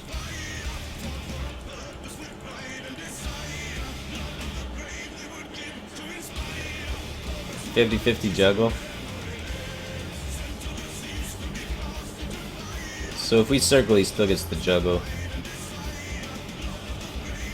So to ensure that it dies, we do this first and take the 50-50.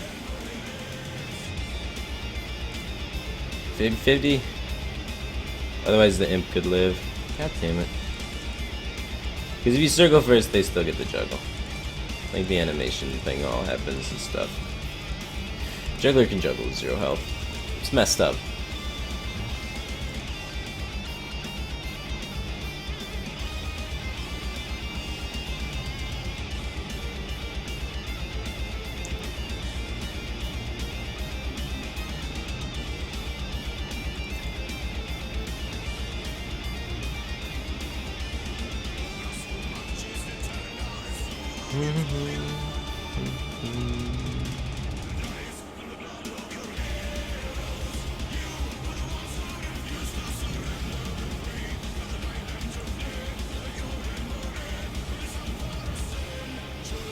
I want something to stick so I can balance Holy Nova. So this seems more likely to stick than Justicar, so I'm gonna play that. And we'll see if it sticks. That's the correct order.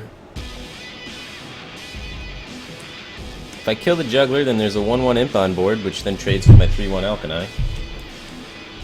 If I circle first, then he could get the juggle. Like, he gets the juggle before I get the heal in, so then he could kill my alchemy with the juggle off the imp that spawns, and then I wouldn't be able to kill the imp. So that's the correct order, guys. He still gets the juggle even if the juggler dies.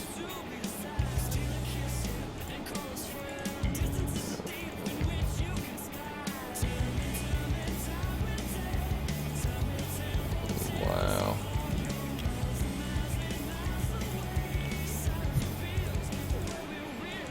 We have to Holy Nova because that one dude can come out now. Morganus. So gotta deal with them imps before Morganus kills us.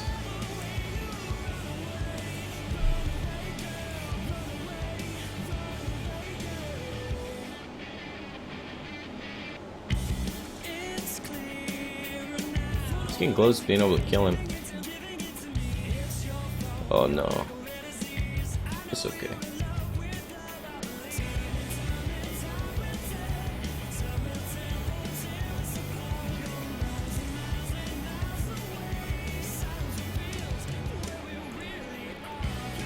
Guess just a car. We need to start healing for 4, I guess. We forego the opportunity to heal this turn, though, for the investment of being able to heal later. We need to find a board clear. We have Light Bomb, Holy Nova, Alchemy. So we got 3 outs in 17 cards.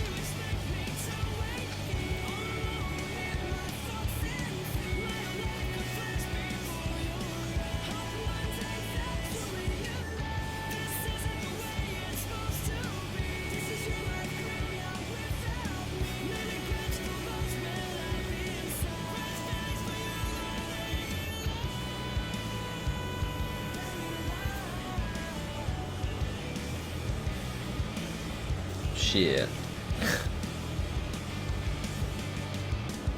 That's not good. Uh-oh. Uh-oh.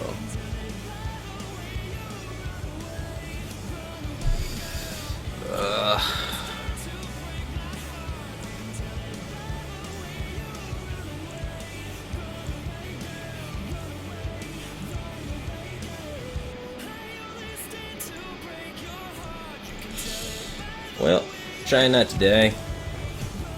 Ow. Every time. Every time. Giants came too late.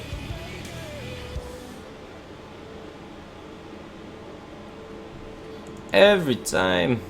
8, 9, 10, 11, 12, 13, 14, 15, 16, 17.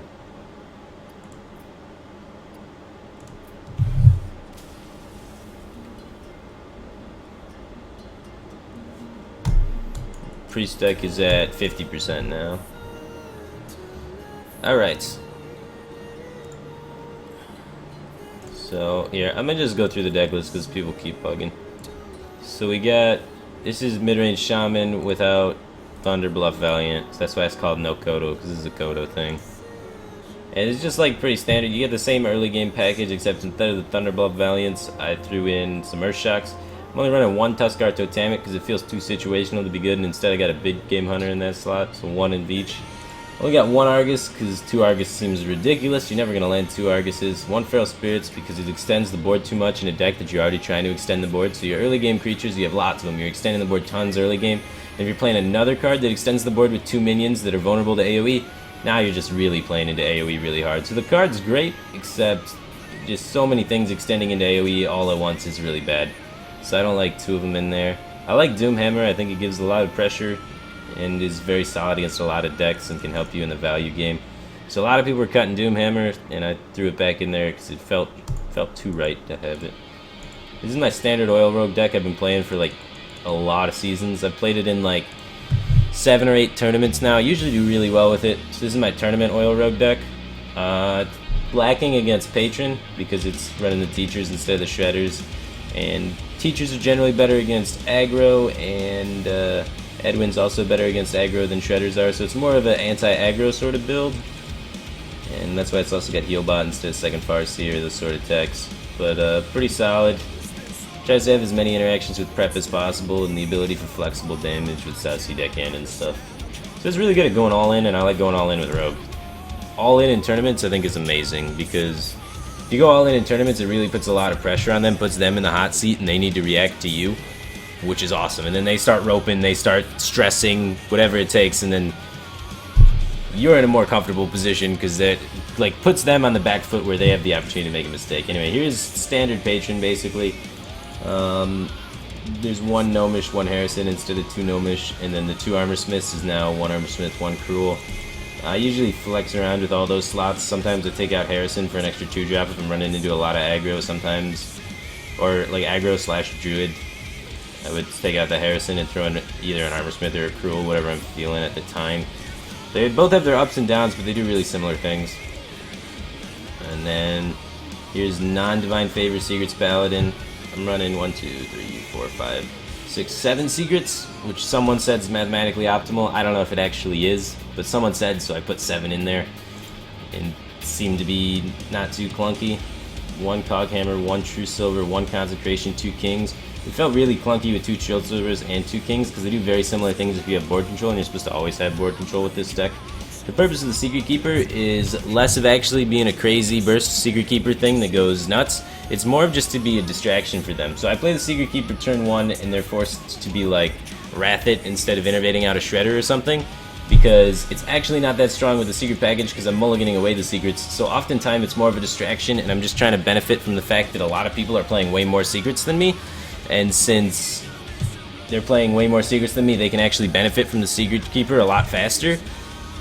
And I'm just kind of putting it out there as more of a distraction so people overreact to it, so I can then develop my board cleaner with a more 2-drop heavy line instead of secrets. This deck was bad. Don't play this deck. This is like mid-range hunter, and I cut web spinners for King Zellic. Too slow. This deck did really solid. I also played this one in tournament. This is what I played against Lothar and went out in Star Ladder with today. It's pretty much standard Druid. I don't run Emperor. A lot of people like Emperor. I cut Emperor for Darnassus Aspirant, so lowered the curve a little bit. You don't have cards in your hand as often, so Emperor is not doing too much for me. So I'd rather keep the lower curve instead of the Emperor. I think it's more flexible, faster, gives me more options for aggression. I like it. Alright, Demon Handlock. This deck was very not successful. Belchers are good, and if you run a Belchers, you can't run the Demon package. I did not enjoy this deck. I wouldn't copy it. Temple Mage, there's some problems with this one as well. These effigies, man, those were awful. You cannot play 2 effigies and 2 mirror images. I was throwing all these decks together like off the cuff and laddering with them, and that was bad. So that needs some revisiting. This deck was pretty dope. I had a lot of fun with this. Like, I had fun with it. I don't think it's very good, but like, what are you gonna do with Priest? But this deck was fun. This deck's really unique too. We got like Frost Giants in there, and then we try and emphasize hero powering and making Frost Giants happen for a mid-game transition. So you hero power a lot, you set up a stale board state by just interacting with their early game immediately with Bloodguard Lieutenant, and then getting one big board clear off, then transition into your end game. Anyway, that's gonna be the end of my stream, guys. Thanks for tuning in. Those were the decks. Oh, why is Nadia bombing me? I'm just about to end. And so yeah, that's kind of awkward timing. But anyway, thanks for tuning in, guys. I appreciate it. Feel free to drop a follow, and feel free to come by tomorrow when we try and ladder some more. Probably make 9 new decks for tomorrow to try and go ham with. Anyway, oh, also one more thing. I have an announcement for the tournament that I have planned. I don't know if you guys have seen it yet, anything regarding it, but it's been all over Twitter, so feel free to follow me on Twitter if you want to keep up with the latest information regarding the Firebat Swiss, which is now scheduled to be on on the 22nd is the little like teaser image for what it is. So the Firebat Swiss, I have a logo made. I'm proud about it. So it's an open tournament.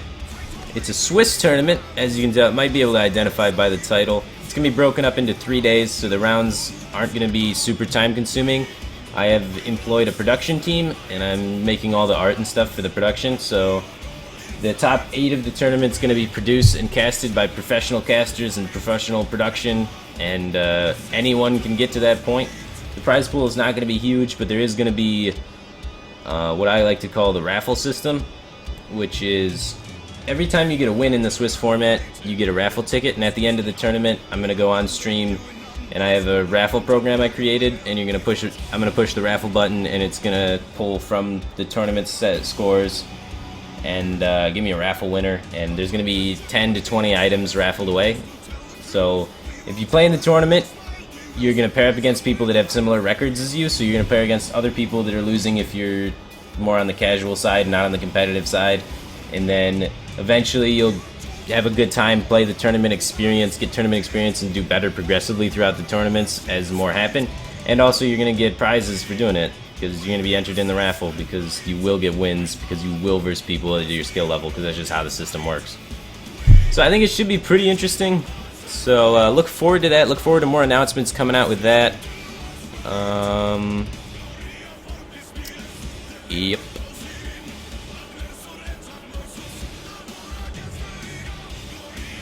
Anyway, that's the end of all. Oh, and I have a show match coming up, and there's like a link in the bottom to donate $1 to the prize pool with a free code thing. So like you don't have to actually put your own money in; it just adds $1 to the prize pool. So if you want to do that, you can do that.